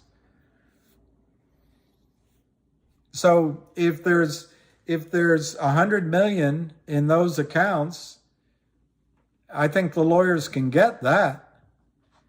But if the buy-in's $1 billion, I don't know that the lawyers are going to be able to get all that. I don't know. I'm not a lawyer, but I would much rather that everybody made a settlement as businesswomen instead of going down the legal path. But having said all that on MMTLP, I'm not alarmed yet. The system has taken a month since FINRA stopped trading. It's taken about 3 weeks since MMAT delivered the real Nexbridge shares to the DTC and to the transfer agent. And it's taken maybe 2 weeks since the holidays to see the enormity of the problem. And the solution is to open trading. But how do lawyers get settlements from everybody then? I'm talking about the lawyers on the other side of the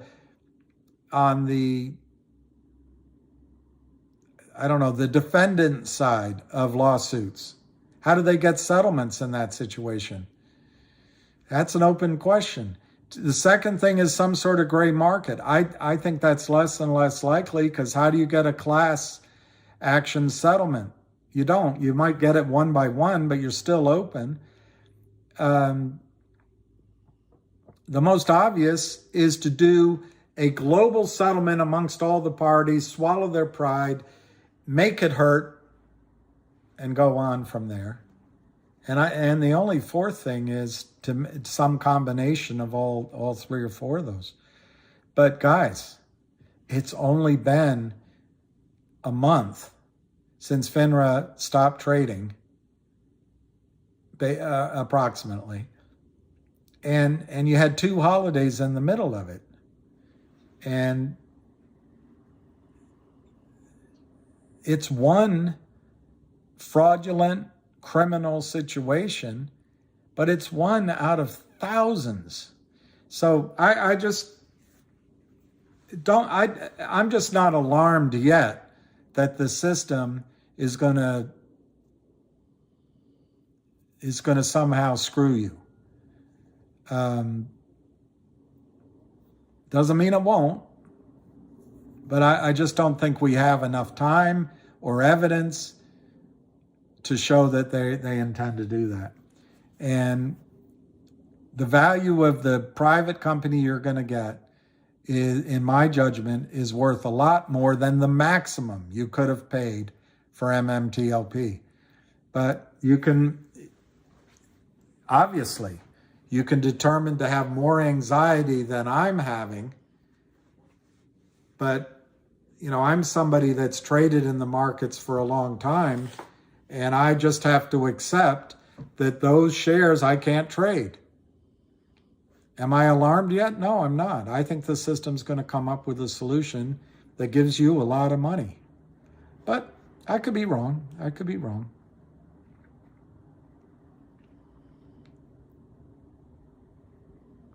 There's, as far as I know, KYP, you can't even sell MMTLP right now. There's no deadline.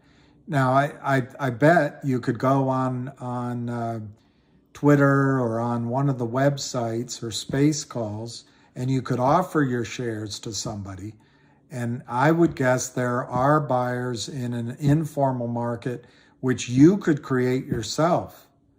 You could call your broker and say, hey, I'm willing to sell my shares at $3 if you find a buyer. You could do that. I don't advise it, but you could do it.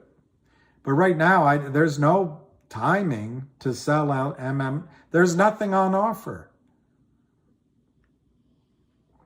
As far as I know, I haven't been offered. I use E-Trade. Nobody's called me and offered anything. So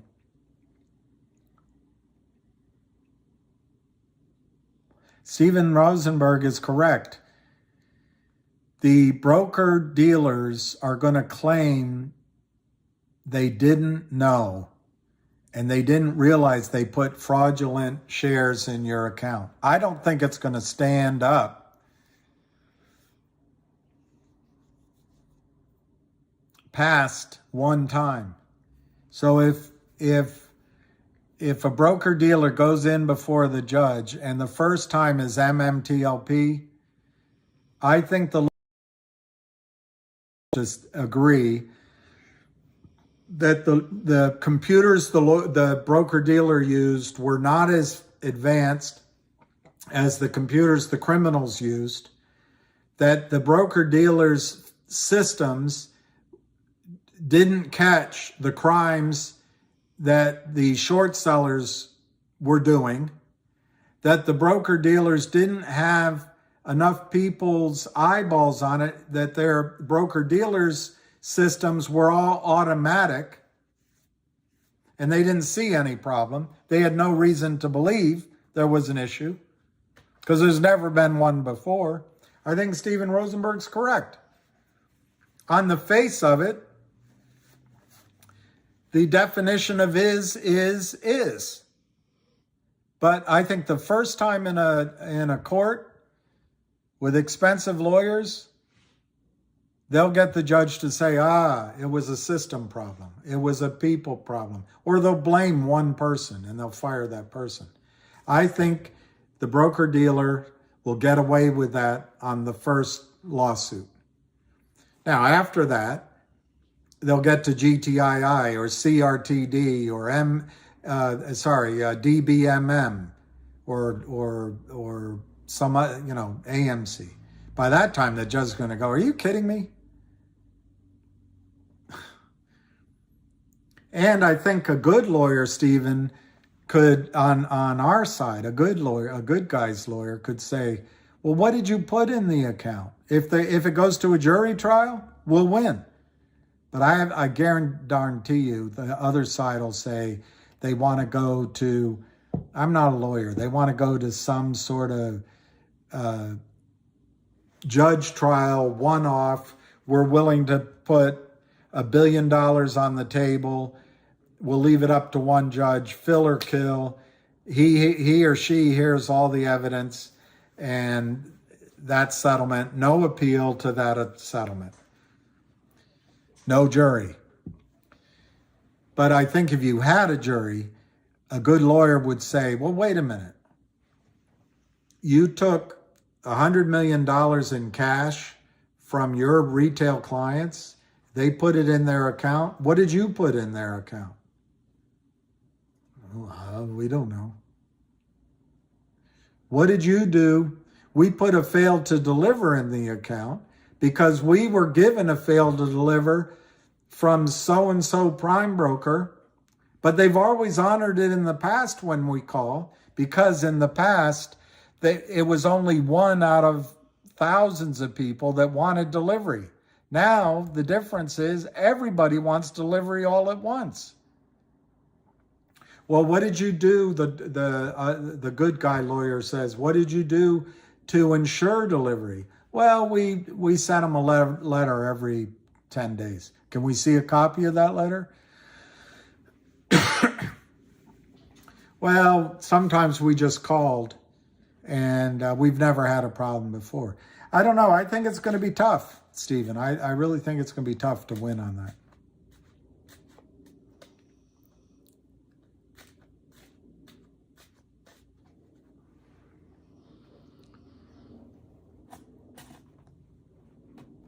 Guys, at 2 o'clock, I'm going to go eat lunch.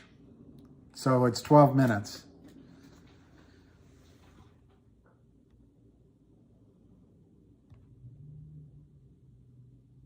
Yeah, that's true. The failures to deliver.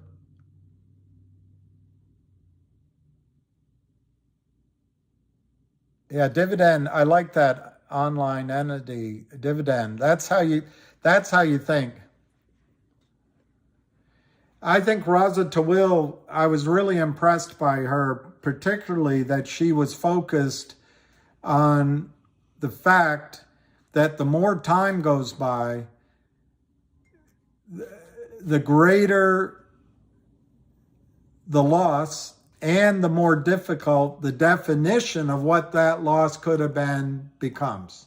I was really, I'm using my own words, but I was really impressed that she was forcing that.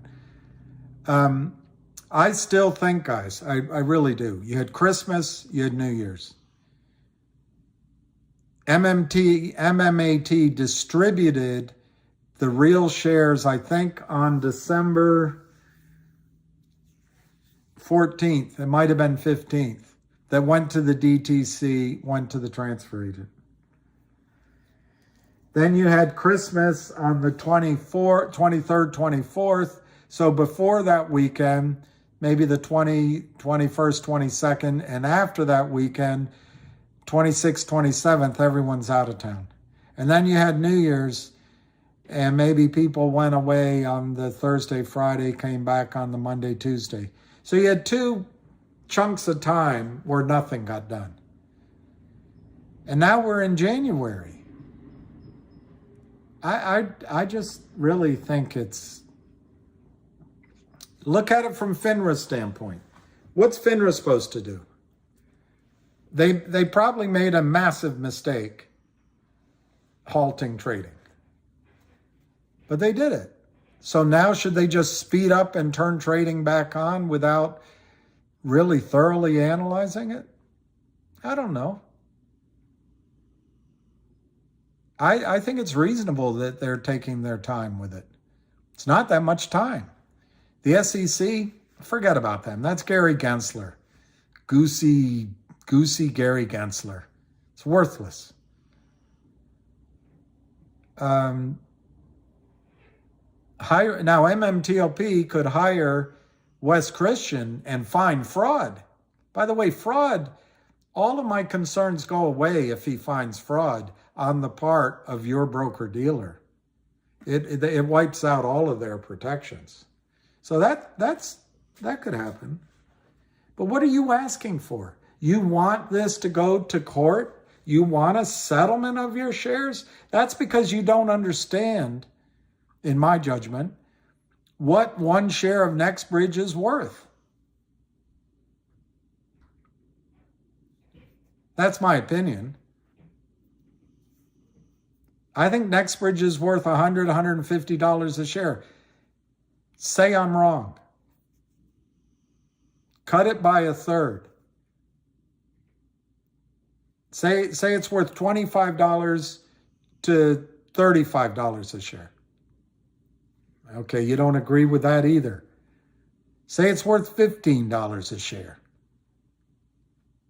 You're going to do better in a settlement than going through the court system. Court is going to take you 3 years. The lawyers will take 40%. NextBridge will be out of business.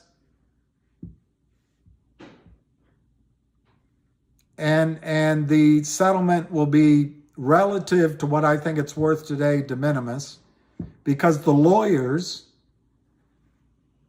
will convince the judge that the only evidence of value is the $297 the stock closed at. But anyway, it feels good. Feels good to go the legal route.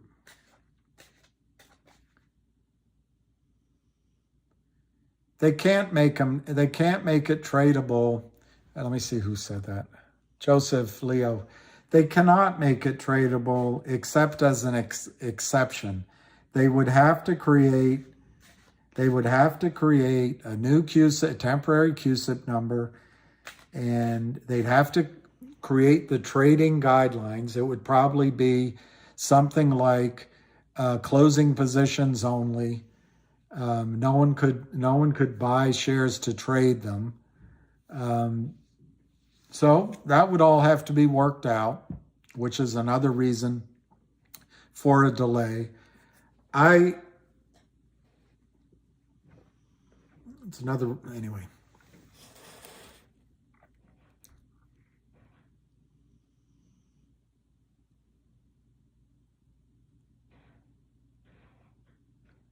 That's right on online equity. I paid a lot more than $1.50 though. MMTLP was trading. I think it should have been.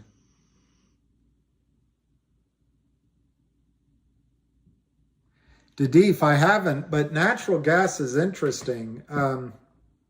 That's a manipulated market. I didn't know there was a huge shorting going on. But that's right. We're doing this to try to squeeze the shorts. But anyway, on natural gas, I've been wondering what's happening because I'm, close to that. I think warm weather has changed perception, but it doesn't change the supply and demand problems. Now, in the Marcellus and the is it the Utica? Anyway, Pennsylvania, that whole area, Ohio, and the wells they're turning on there are massive. The wells are massive. They're Qatari sized. They are huge. But there's not a lot of pipeline to take it all around the United States, and we're selling it to Europe. In the Permian, there's a lot of natural gas as they're producing oil, and a lot of it's been burned. But I think in general,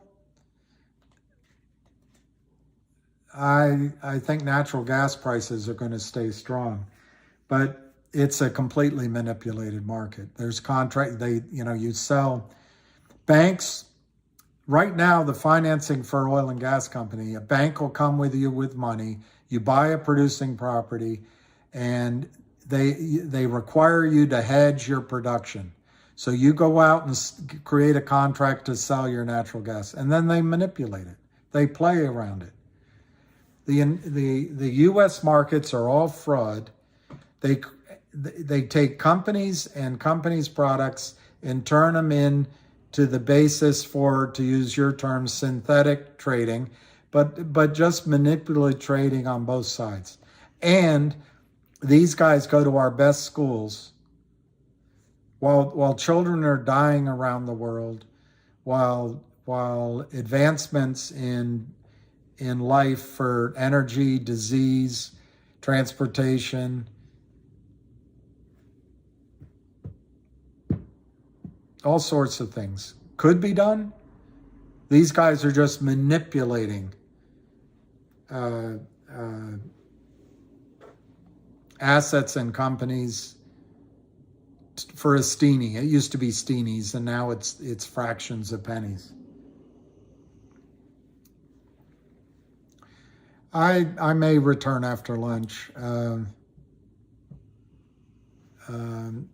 God, 750. Richard K., I'm going to have to call you sir if you own tens of thousands. Yeah, it's great news, but no one seems that pleased with it.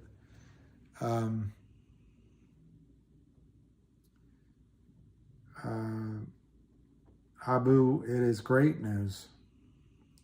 Yeah, I might come back at 3 o'clock, particularly if Ham's going to talk.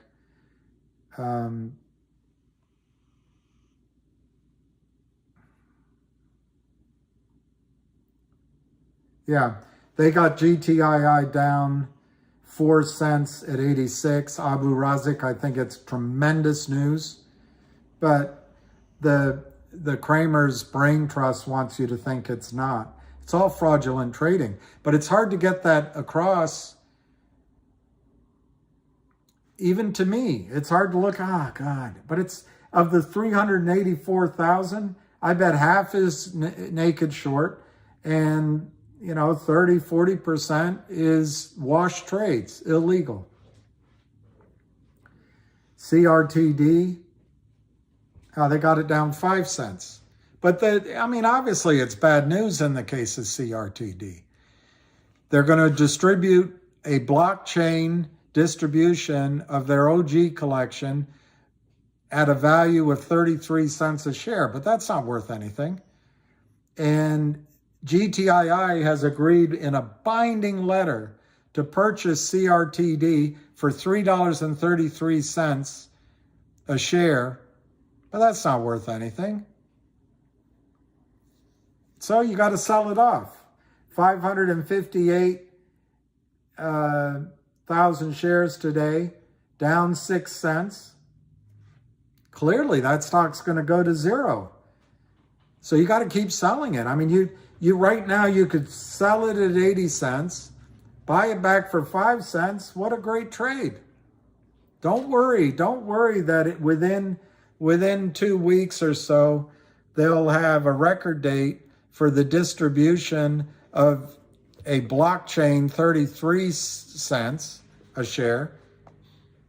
And don't worry that physical shares have to be delivered to get $3.33 and that there's 350 million shares short. Don't worry about any of that. Obviously, we can drive it down to zero.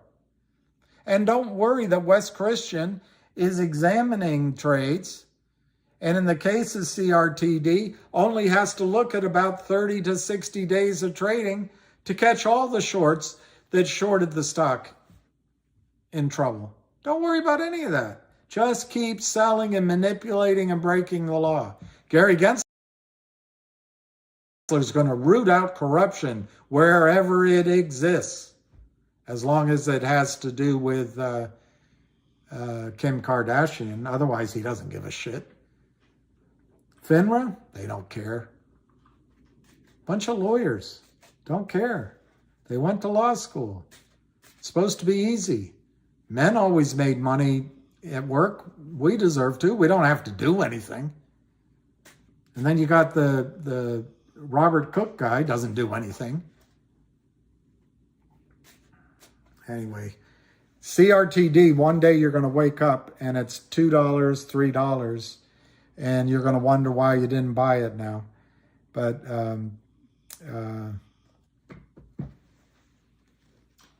I am aware of those warrants, and I bought some, but I don't understand. When I read those warrants, they're extremely attractive, but I don't understand why they're not trading that way. So I figure there must be a clause in there that I didn't see. So I'm a little leery of the warrants.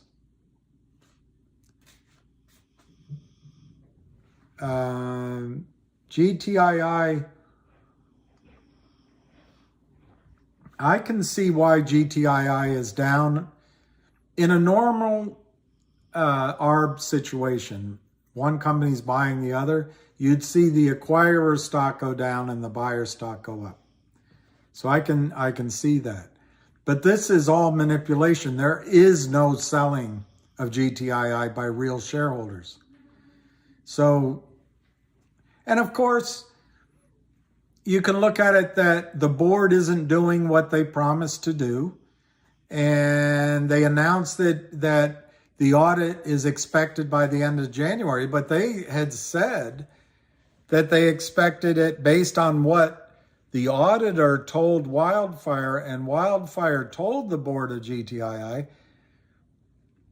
GTI relayed that GTI was told to be done by the end of December. We can blame it on the board of GTII, but now GTII has announced that they expect it done by the end of January. That's a law firm that has a... Anyway, it gets boring repeating it. But it means that Kurt Kramer cannot drive GTII down to zero.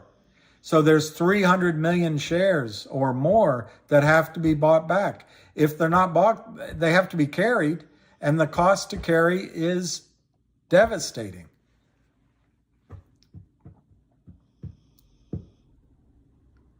Ellie,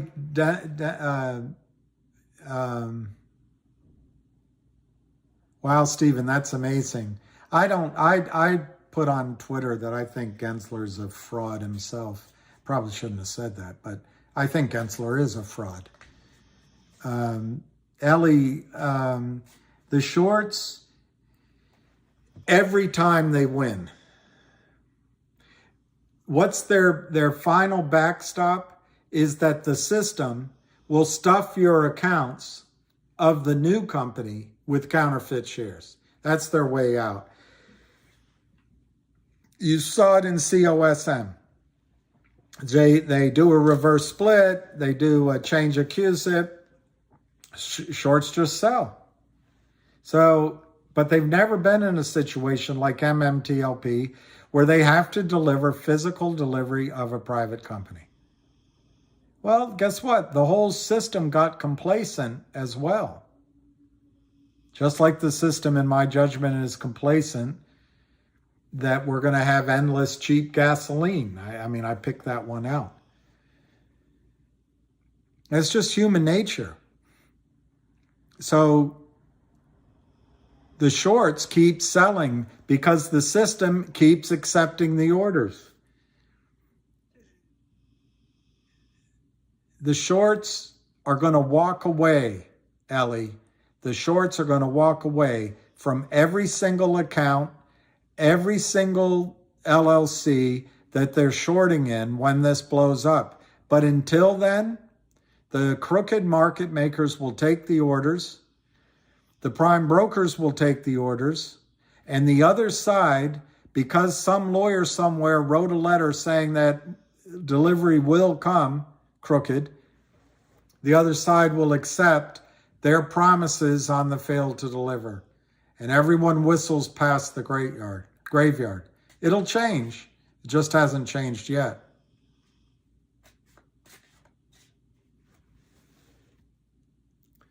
Well, Bernie, Stephen, I hate to say it, but I think Bernie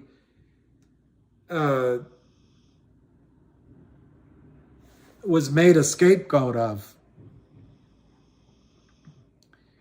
He obviously couldn't get the kind of returns he was showing, but Wall Street didn't mind delivering money to him, collecting fees, and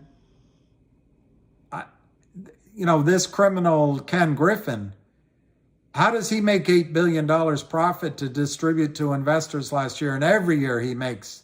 You don't. Nobody can do that year in, year out unless you're cheating. That's my experience.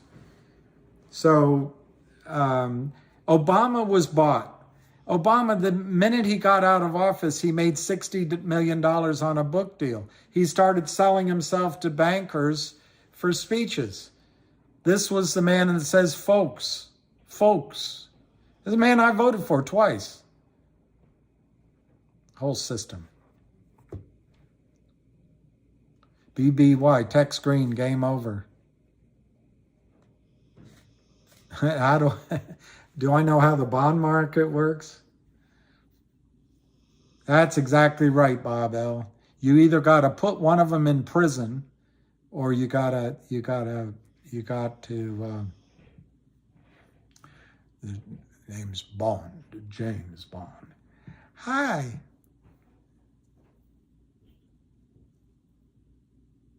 My name is Plenty O'Toole. My name is Plenty, but of course you are.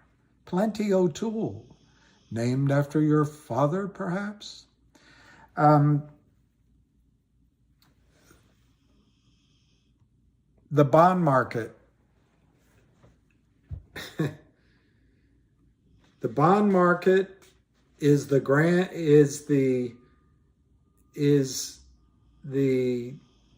Godzilla. You know, I've quoted it once before, but Bill Clinton said, if there is reincarnation, when he dies, he wants to come back as the bond market. The bond market is everything. the stock market pales in comparison to the bond market. If your question is as simple as what happens to the bond market when interest rates go up, well, the value of your bonds go down. But if you're asking about how it works from mortgages to municipal bonds, to special purpose bonds, to government bonds, CDOs, it gets a lot more complicated. But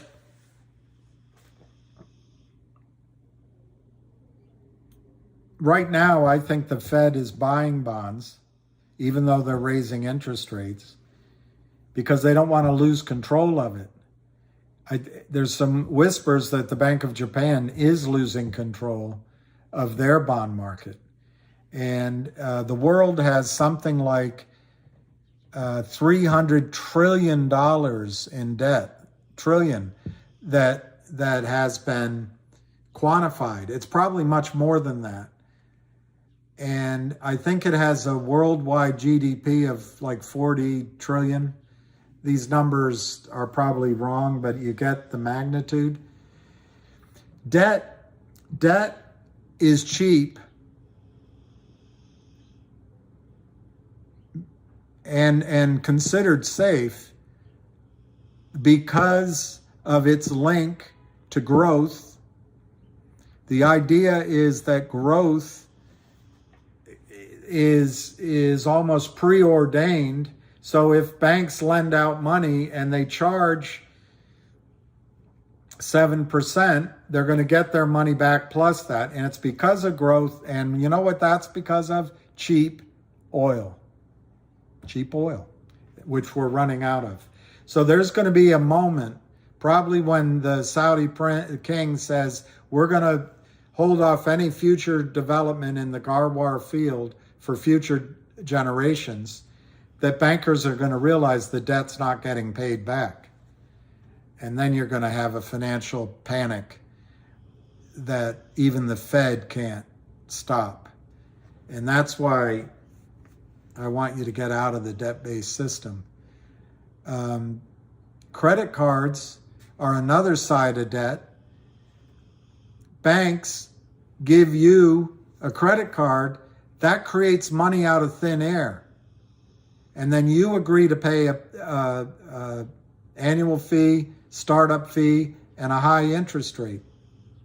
Well, there's the rule of, I think it's called the rule of 72. And I think basically, if there's an interest rate of 7%, I'm always terrible in my memory, but I think it takes 10 years to double your money. I think the reverse is true. If you have an interest rate of 10%, I think it takes 7 years to double your money. But whatever it is, you can look it up, the rule of 72. There's arithmetic involved. But it makes credit cards just a great source of income to banks. I think, my opinion is, unless we come up with another cheap alternative for energy, the crisis in the bond market is going to swamp the stock market.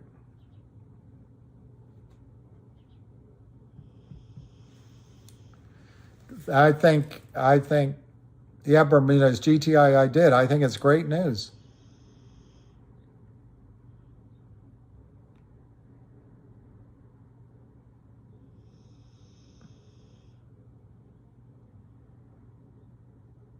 That's it, Stephen. That's it. I'm not saying he was perfect, although it seems like he wanted to come clean.